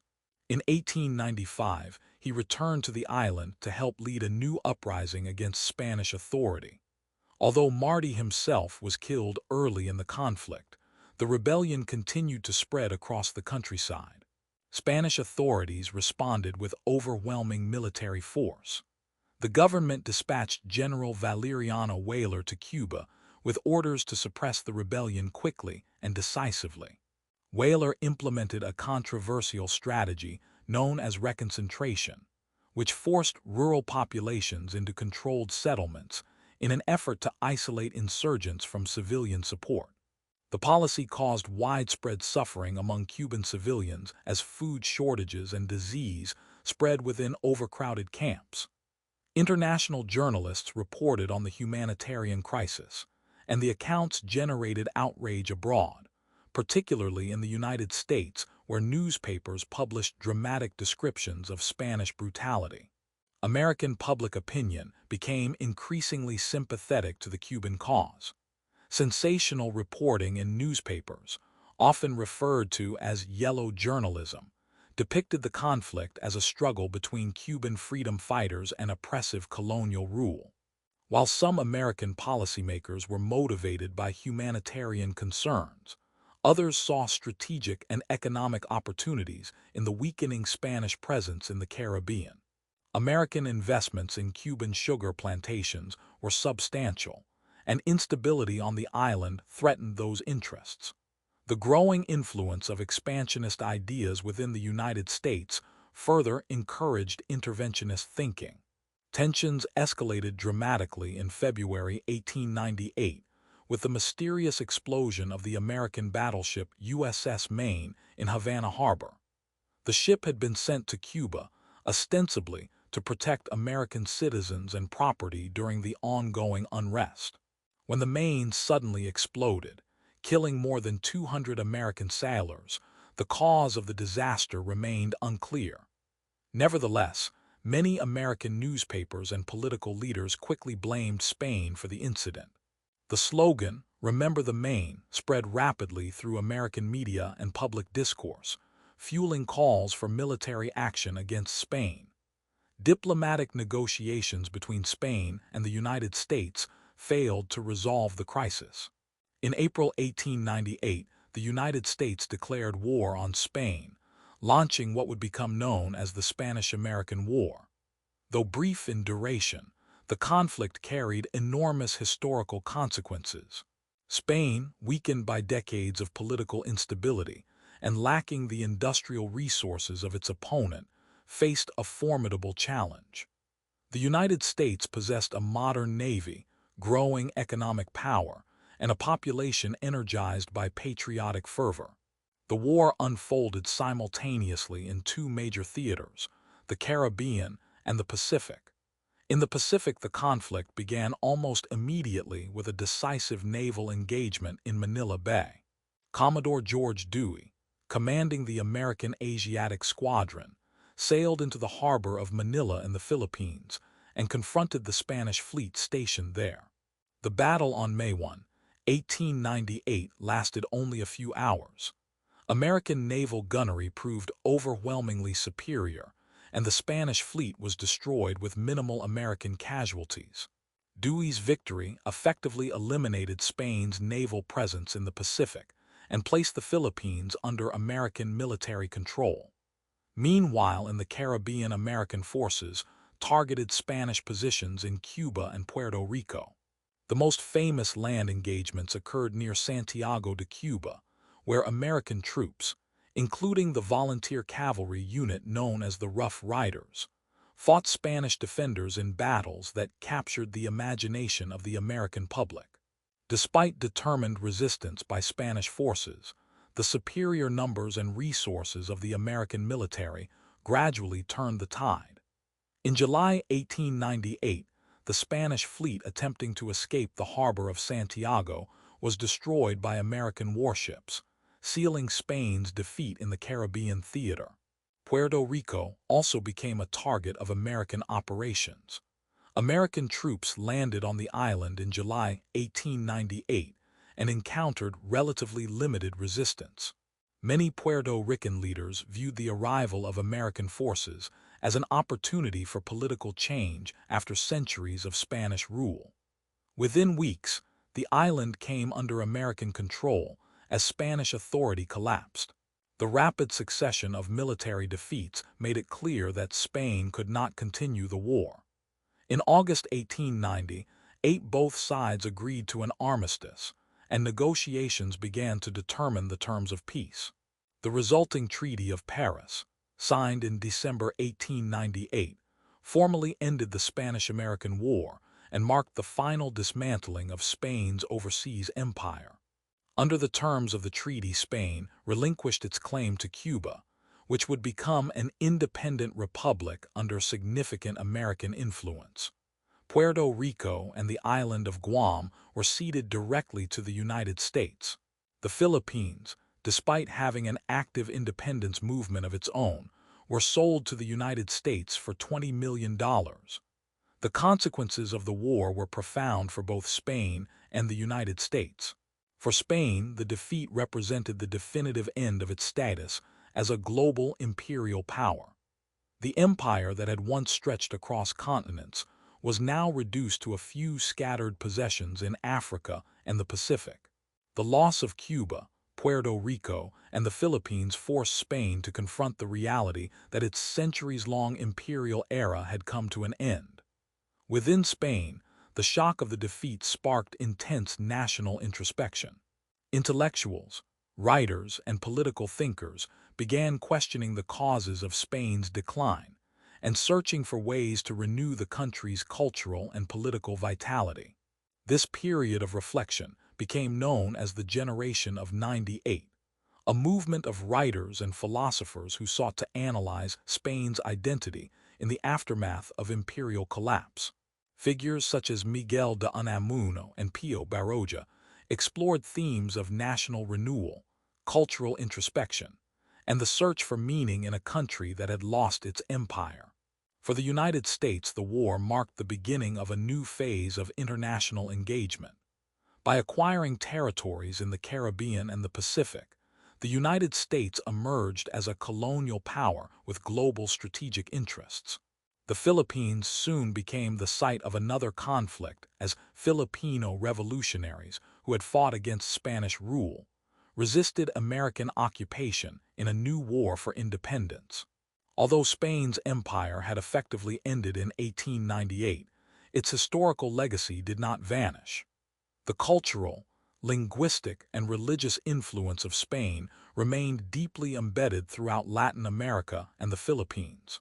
Spanish language, legal traditions, architecture, and social institutions continued to shape the societies that had once been part of the empire. Even after the loss of political control, Spain's historical presence continued to resonate across continents. The events of 1898 marked a turning point not only for Spain, but for the global balance of power. The age of European colonial empires was entering a new phase, with rising powers competing for influence in ways that would shape the 20th century.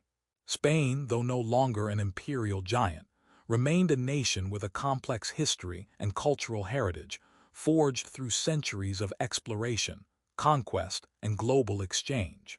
Yet the story of the Spanish Empire cannot be understood solely through its rise and fall. The centuries of imperial rule left enduring marks on the world's languages, cultures, religions, and political systems.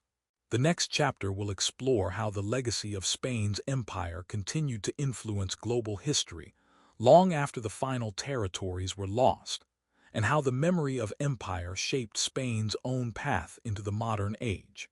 The year 1898 marked the formal end of Spain's overseas empire, but the collapse of imperial power did not conclude the historical story of the Spanish Empire. Instead, it began a new chapter defined by reflection, reinvention, and the long shadow of a global legacy. For more than 4 centuries, Spain had shaped world history through conquest, colonization, trade, religion, and cultural exchange. When the final colonies were lost, the question confronting Spain was not only how to rebuild a nation without an empire, but also how to understand the immense historical influence it had already unleashed across continents. The collapse of imperial authority forced Spain to confront a profound national identity crisis. Intellectuals, politicians, and ordinary citizens alike asked a difficult question. How had the empire that once dominated oceans and continents come to such an abrupt end? Within Spain, the aftermath of the Spanish-American War produced an atmosphere of deep introspection. The humiliation of defeat sparked debates about national decline, political corruption, and economic stagnation. Writers and philosophers sought to understand the deeper causes of Spain's imperial collapse.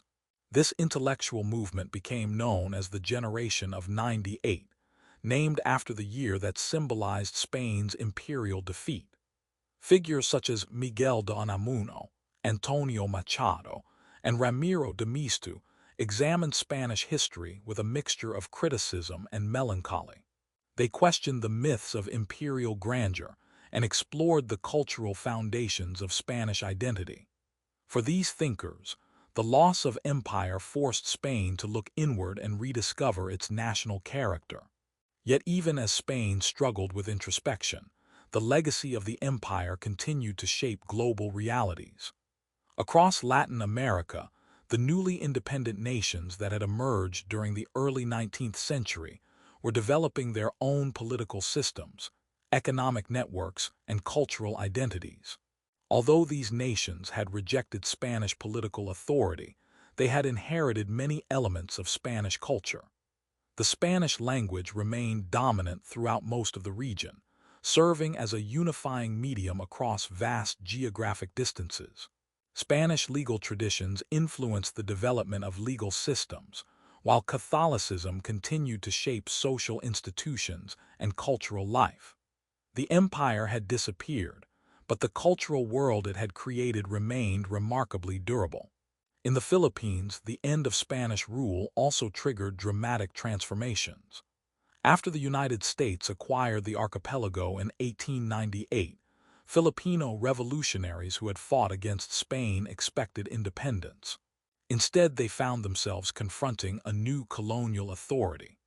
The Philippine-American War erupted in 1899 as Filipino forces led by Emilio Aguinaldo resisted American control. The conflict was brutal and costly, revealing that the struggle for national independence did not end with the departure of Spain. Yet even under new colonial rule, the influence of Spanish culture remained deeply embedded in Filipino society. Spanish architecture, Catholic institutions, and linguistic traditions continued to shape the cultural landscape of the islands. The Spanish language itself became one of the most enduring legacies of the empire. By the 20th century, hundreds of millions of people across multiple continents spoke Spanish as their primary language. From Mexico City to Buenos Aires, from Madrid to Manila, Spanish served as a bridge connecting diverse societies with shared historical roots. Literature, poetry, music, and philosophy flourished across this linguistic community. Writers such as Gabriel Garcia Marquez, Pablo Neruda, and Jorge Luis Borges would later contribute to a vibrant literary tradition that extended far beyond Spain itself.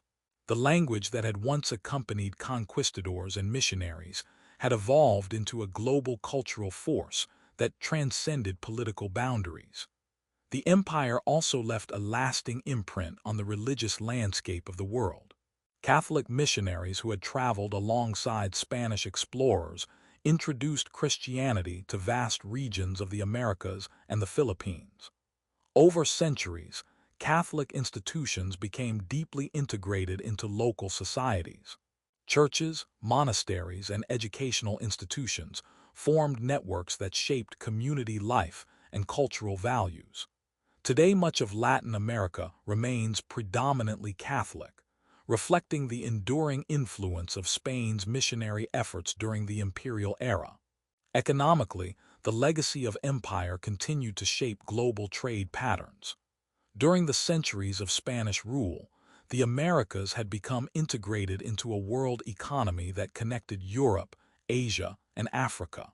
Silver extracted from mines in Mexico and Peru had flowed across oceans to finance trade with China and other Asian markets. Agricultural products such as sugar, tobacco, and cacao transformed consumption patterns in Europe and beyond.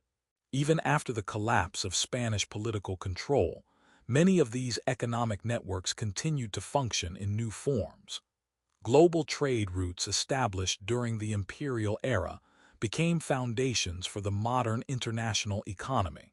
Within Spain, the early 20th century brought efforts to modernize and stabilize a nation that had lost its imperial identity. Political reforms attempted to address long-standing social and economic inequalities, while industrialization slowly expanded in certain regions. Yet the country remained deeply divided between competing visions of its future. Conservatives defended traditional institutions, while liberals and socialists advocated political reform and social change. These tensions would eventually culminate in one of the most traumatic events in modern Spanish history. In 1936, Spain descended into civil war. The Spanish Civil War erupted after a military uprising challenged the elected Republican government. The conflict quickly evolved into a brutal struggle between nationalist forces, led by General Francisco Franco, and Republican defenders of democratic governance. The war attracted international attention as foreign volunteers and ideological allies joined both sides. Germany and Italy supported Franco's nationalist forces, while the Soviet Union and international brigades backed the Republicans. The conflict devastated Spain, causing immense human suffering and widespread destruction. Although the Civil War was not directly related to Spain's former empire, the historical memory of imperial glory and decline influenced the ideological narratives of the conflict. Franco's nationalist movement often invoked traditional Spanish identity, Catholic heritage, and historical continuity stretching back to the imperial era. After his victory in 1939, Franco established an authoritarian regime that ruled Spain for nearly 4 decades. During this period, Spain remained politically isolated from much of Europe, focusing on internal stability rather than international influence. Meanwhile, the former territories of the Spanish Empire continued to evolve independently. Latin American nations experienced their own cycles of political change, economic development, and cultural innovation. The shared legacy of Spanish language and culture created enduring connections between Spain and the Americas. Cultural exchange through literature, art, and education maintained a sense of historical continuity even after political separation. In the late 20th century, Spain itself underwent a remarkable transformation. After the death of Francisco Franco in 1975, the country began a transition toward democratic governance. Political reforms led to the establishment of a constitutional monarchy and democratic institutions that integrated Spain into the broader European community. Spain eventually joined the European Union, marking a new phase of international engagement defined not by imperial expansion, but by cooperation and economic partnership. As Spain embraced democracy and modernization, historians and scholars revisited the history of the empire with renewed perspective. Earlier narratives had often emphasized heroic exploration or tragic decline, but modern scholarship sought to understand the empire as a complex system of cultural exchange, conflict, and transformation. Researchers examined the experiences of indigenous communities, African slaves, colonial settlers, and missionaries, who had all participated in shaping the imperial world. The history of the Spanish Empire became not merely a story of kings and conquerors, but a broader narrative involving millions of people whose lives were connected through global networks of power and culture. Today, the legacy of the Spanish Empire remains visible across continents. Languages, religions, architectural styles, and legal traditions that originated during the imperial era continue to shape societies in the Americas, Europe, and Asia. Cities founded during Spanish colonial rule have grown into modern metropolises. Cultural traditions that developed through centuries of interaction between Spanish settlers and local populations remain vibrant elements of national identities. Yet the story of the Spanish Empire is not simply a tale of past glory or decline. It is also a reminder of how interconnected the world became during the early modern era. Spanish exploration and colonization helped initiate the first truly global exchange of goods, ideas, and cultures. Crops such as maize, potatoes, and tomatoes traveled from the Americas to Europe and Asia, transforming agricultural systems and diets worldwide. Horses, cattle, and wheat moved in the opposite direction, reshaping landscapes across the New World. The empire that began with voyages across unknown oceans ultimately reshaped the course of world history. Its rise demonstrated the power of ambition, technology, and belief to transform entire continents. Its decline revealed the limits of imperial power in a changing global environment. And its legacy continues to influence the languages people speak, the cultures they inherit, and the institutions that shape modern societies. The next chapter will explore the deeper historical consequences of the Spanish Empire's rise and fall, examining how its legacy continues to shape global history, cultural identity, and the modern international order. Empires rarely disappear entirely when their political structures collapse. Their influence lingers in language, institutions, culture, economics, and collective memory. The Spanish Empire, though formally dismantled by the end of the 19th century, continued to shape the modern world in ways both visible and subtle. From the political landscapes of Latin America to the cultural identity of Spain itself, the afterlife of empire proved as complex as its rise centuries earlier.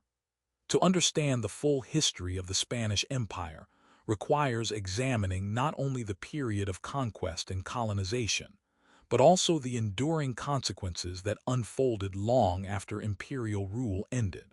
In Latin America, the 19th century had produced a wave of independent republics, each determined to define its own political destiny. Yet independence did not erase the legacies of colonial rule. Many of the new nations inherited administrative structures, legal traditions, and social hierarchies that had developed under Spanish authority.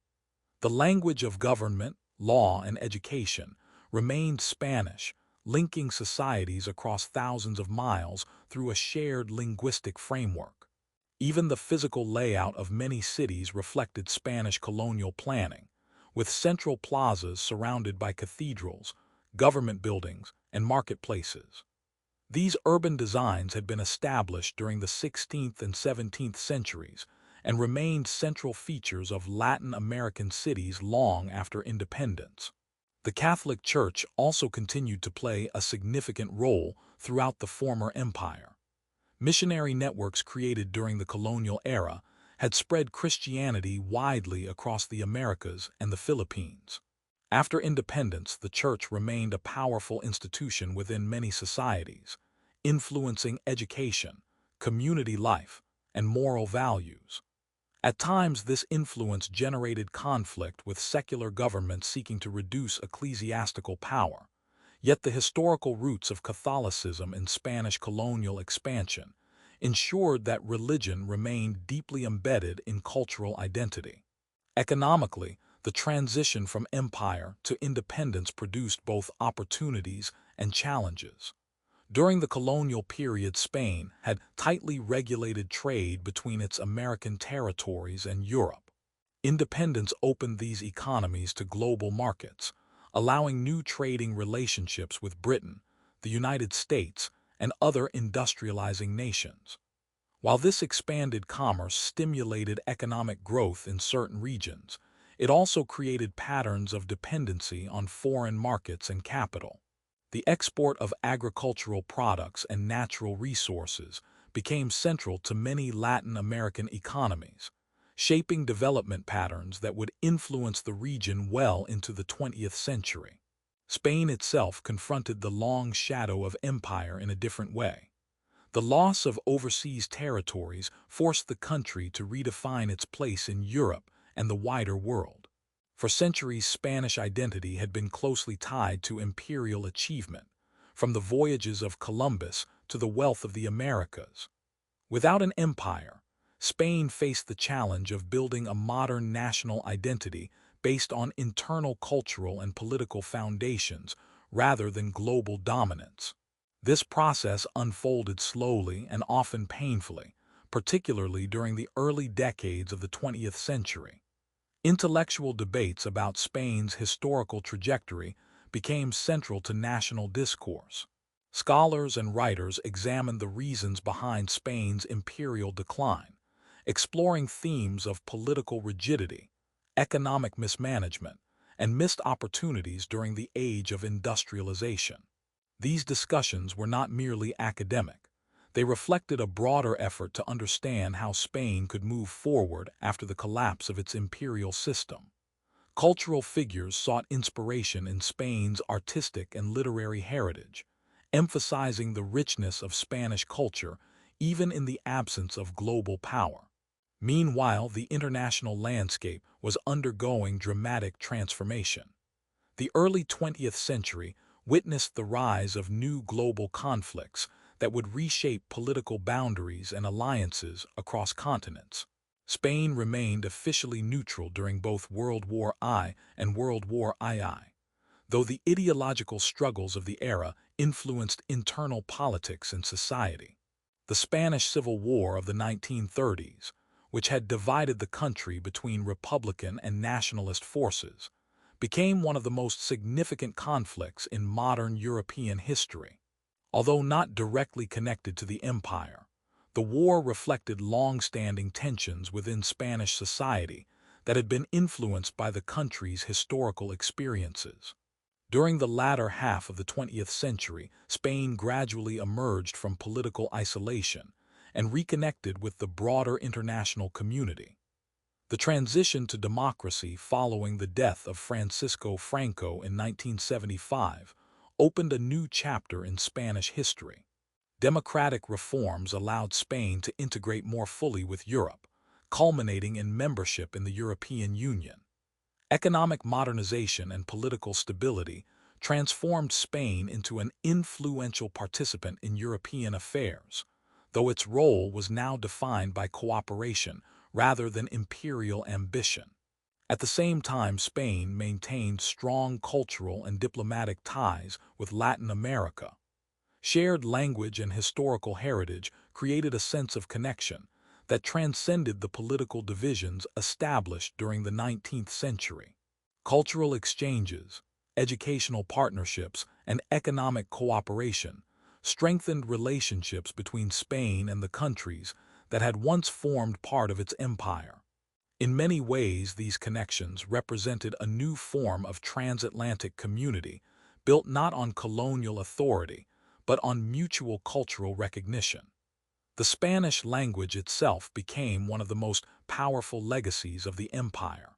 Today it ranks among the most widely spoken languages in the world, connecting hundreds of millions of people across multiple continents. From Madrid to Mexico City, from Bogotá to Buenos Aires, Spanish functions as a medium of communication that links diverse societies through a shared linguistic heritage. Literature, film, music, and digital media produced in Spanish circulate globally, contributing to a vibrant cultural sphere that extends far beyond Spain's borders.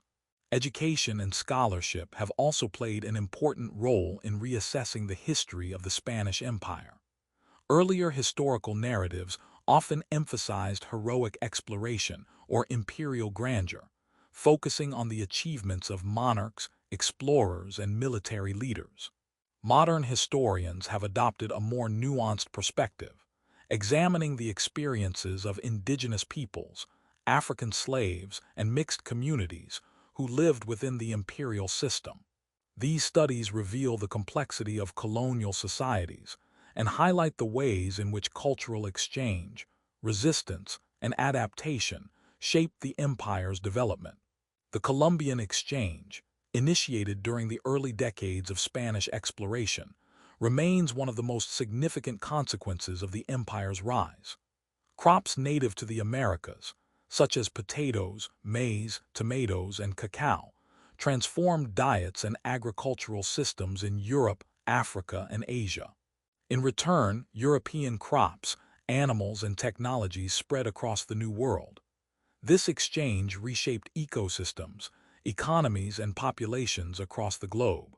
The globalized world of interconnected agriculture and trade that exists today owes much to these early exchanges initiated during the age of Spanish exploration. Cultural fusion also emerged as a defining characteristic of societies shaped by Spanish imperial expansion.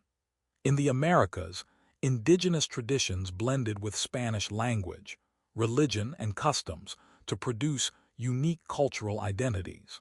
Architecture, music, cuisine, and art forms developed through centuries of interaction between diverse populations.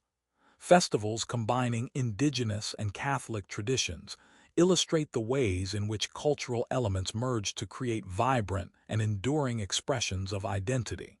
Even political institutions in many former colonies reflect aspects of Spanish influence. Legal codes derived from Spanish law continue to shape judicial systems throughout Latin America. Administrative practices developed during the colonial era influenced the organization of early republican governments. While these institutions evolved over time, their historical origins remain connected to the structures established during the centuries of Spanish rule. In the Philippines, the legacy of Spanish colonization remains visible in religious practices, architecture, and elements of language. Although Spanish itself is no longer widely spoken in the archipelago, many Filipino surnames, place names, and cultural traditions reflect centuries of Spanish presence. Catholicism remains the dominant religion, a direct result of missionary efforts during the colonial period. The Philippines thus represents another example of how Spanish imperial influence extended far beyond the formal boundaries of political control. As historians examine the broader consequences of the Spanish Empire, it becomes clear that the empire functioned as a catalyst for the early stages of globalization. The movement of goods, people, and ideas across oceans connected regions that had previously existed in relative isolation. Trade routes linking Europe, the Americas, and Asia created economic systems that would evolve into modern global commerce.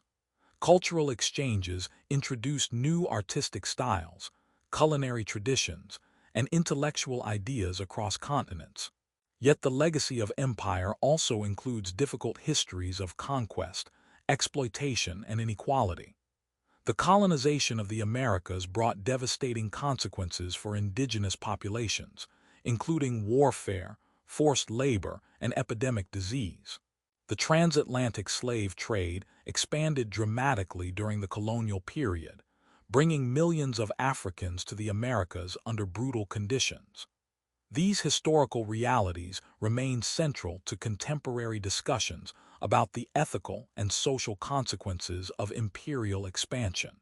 Understanding the Spanish Empire therefore requires acknowledging both its transformative influence and its profound human costs.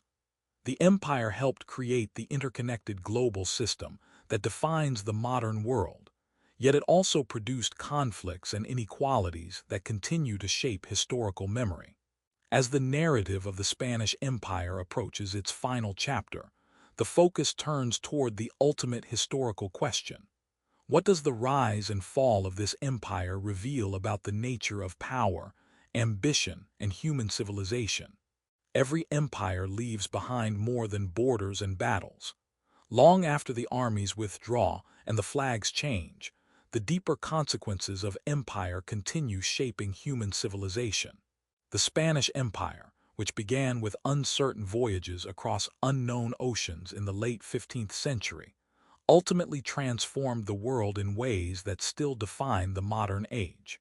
From the first moment Christopher Columbus sailed westward under the patronage of the Spanish crown, history entered a new phase of global connection. The oceans that once separated continents became highways of exchange, conquest, faith, and culture. Spain stood at the center of that transformation for centuries, creating one of the first truly global empires in human history. The story of that empire is not merely a chronicle of kings and conquests. It is a story about the forces that drive civilizations to expand, the consequences of that expansion, and the enduring legacies that remain long after imperial power fades. The rise of the Spanish Empire demonstrated the extraordinary impact that technological innovation, political ambition, and religious conviction could have when combined with opportunity. In the late 15th century, Spain was not the most powerful kingdom in Europe. It was emerging from centuries of internal conflict and religious warfare during the Reconquista. Yet the union of Castile and Aragon under Ferdinand and Isabella created a political foundation capable of supporting bold ventures. The sponsorship of transatlantic exploration was partly driven by economic ambition, partly by competition with Portugal, and partly by a belief that Christian expansion was both a duty and a destiny. The resulting voyages opened a hemisphere previously unknown to Europeans and initiated one of the most dramatic transformations in global history. Within a single generation, Spanish explorers, soldiers, and missionaries moved across the Caribbean, Mexico, Central America, and South America. The conquests of the Aztec and Inca empires brought vast territories and populations under Spanish rule. These events reshaped the political geography of the Americas while introducing European systems of governance, religion, and economic organization. Yet conquest was never a simple process of domination. Indigenous societies adapted, resisted, and influenced the structures that emerged. The colonial world that developed under Spanish rule was a complex blend of cultures, languages, and traditions. Spanish institutions governed the empire, but indigenous knowledge, African labor, and local customs shaped everyday life within it. The empire's economic system became one of the most significant engines of early globalization. Silver extracted from mines such as Potosi and Zacatecas flowed across oceans, linking the Americas with Europe and Asia in an unprecedented network of trade. Spanish galleons transported this wealth across the Atlantic to Spain and across the Pacific to the Philippines, where it entered Asian markets.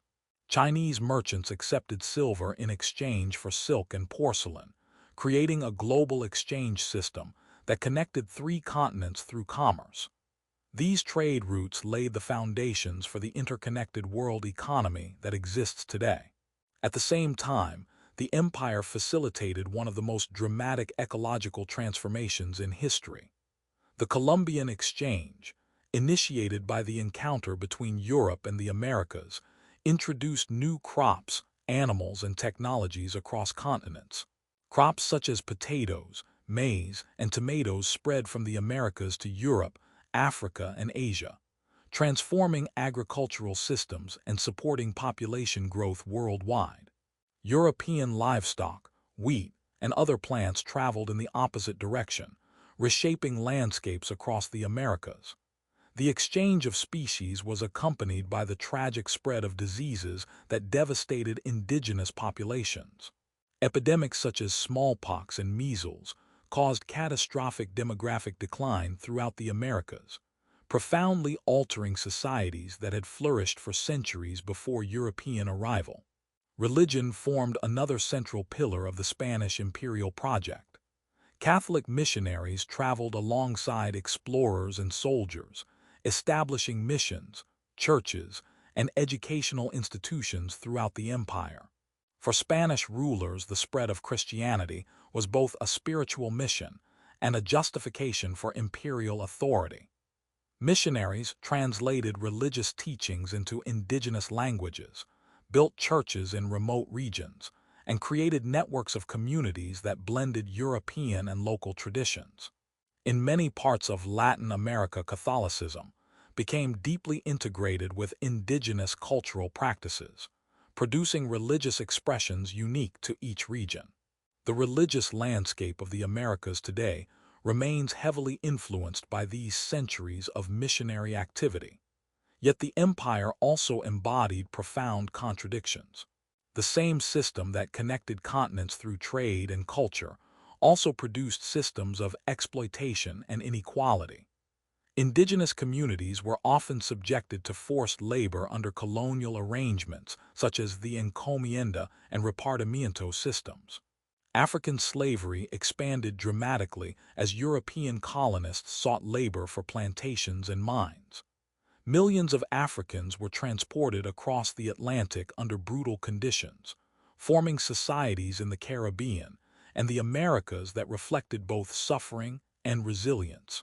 These realities remind historians that imperial expansion carried both creative and destructive consequences. As centuries passed, the empire that once seemed unstoppable began to encounter the limits of its power. Economic dependence on American silver weakened Spain's domestic industries. Continuous warfare across Europe drained financial resources. Political structures designed for conquest struggled to adapt to the complexities of governing vast territories. Rival powers such as Britain, France, and the Netherlands developed stronger naval forces and commercial networks, challenging Spanish dominance across oceans. By the 18th century, the Spanish monarchy attempted to reform the empire through the Bourbon reforms, modernizing administration and strengthening military defenses. These efforts temporarily revived imperial power, but also generated tensions among colonial populations. The 19th century brought the decisive wave of independence movements that dismantled Spain's control over most of the Americas. Inspired by Enlightenment ideas and influenced by global revolutions, colonial leaders sought to establish their own nations. Wars of independence swept across Latin America, led by figures such as Simón Bolívar and José de San Martin. By the mid-1820s, Spain had lost nearly all of its mainland American territories. The final collapse of the empire came in 1898 with the Spanish-American War, when Cuba, Puerto Rico, and the Philippines were lost to the United States. After 4 centuries of expansion, the Spanish Empire had effectively ceased to exist as a global political force. Yet the disappearance of political authority did not erase the empire's legacy. Across the Americas, the Spanish language remained dominant, connecting nations through a shared cultural heritage. Catholic traditions continued shaping social life, while architectural styles, legal institutions, and educational systems carried traces of colonial origins. Spanish literature, music, and artistic traditions influenced cultural development far beyond the boundaries of Spain itself. Even today, hundreds of millions of people speak Spanish as their primary language, forming one of the largest linguistic communities in the world. The legacy of the Spanish Empire also exists in the globalized systems that define modern life. The early trade networks connecting Europe, the Americas, and Asia were among the first steps toward the interconnected global economy of the present. Agricultural exchanges transformed diets worldwide, introducing foods that are now essential parts of cuisines across continents. Cultural exchanges created hybrid societies where indigenous, African, and European traditions merged to produce new identities and artistic expressions. Perhaps the most important lesson of the Spanish Empire lies in the nature of power itself. Empires rise when ambition, opportunity, and technological capability align in a moment of historical possibility. Spain's empire emerged from such a moment during the late 15th century, when maritime exploration opened pathways to unknown lands and vast resources. But empires also contain within themselves the seeds of transformation and decline. Economic imbalance, political rigidity, and external competition gradually erode the structures that once seemed unshakable. The Spanish Empire illustrates how even the most powerful global systems must adapt or eventually give way to new forces. At the same time, the empire's story demonstrates the remarkable resilience of cultural exchange. While political control faded, the networks of language, religion, and cultural identity created during the imperial era continued evolving in independent societies. Former colonies transformed inherited institutions into foundations for their own national identities. Spain itself redefined its role in the modern world, shifting from imperial authority to cultural and diplomatic partnership with the nations that once formed its empire.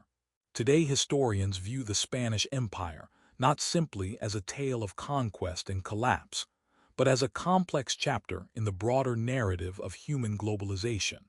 The empire helped connect continents, initiate economic systems, and create cultural communities that continue shaping global society.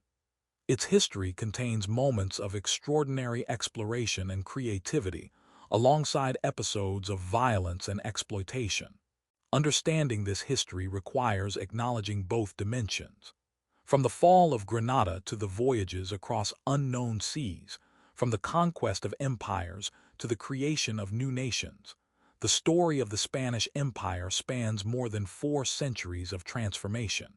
It reveals how a kingdom on the edge of Europe became the architect of one of history's first global systems.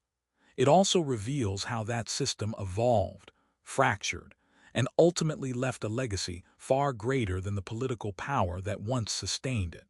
Empires may rise and fall, but the worlds they create endure in languages spoken, cultures shared, and histories remembered.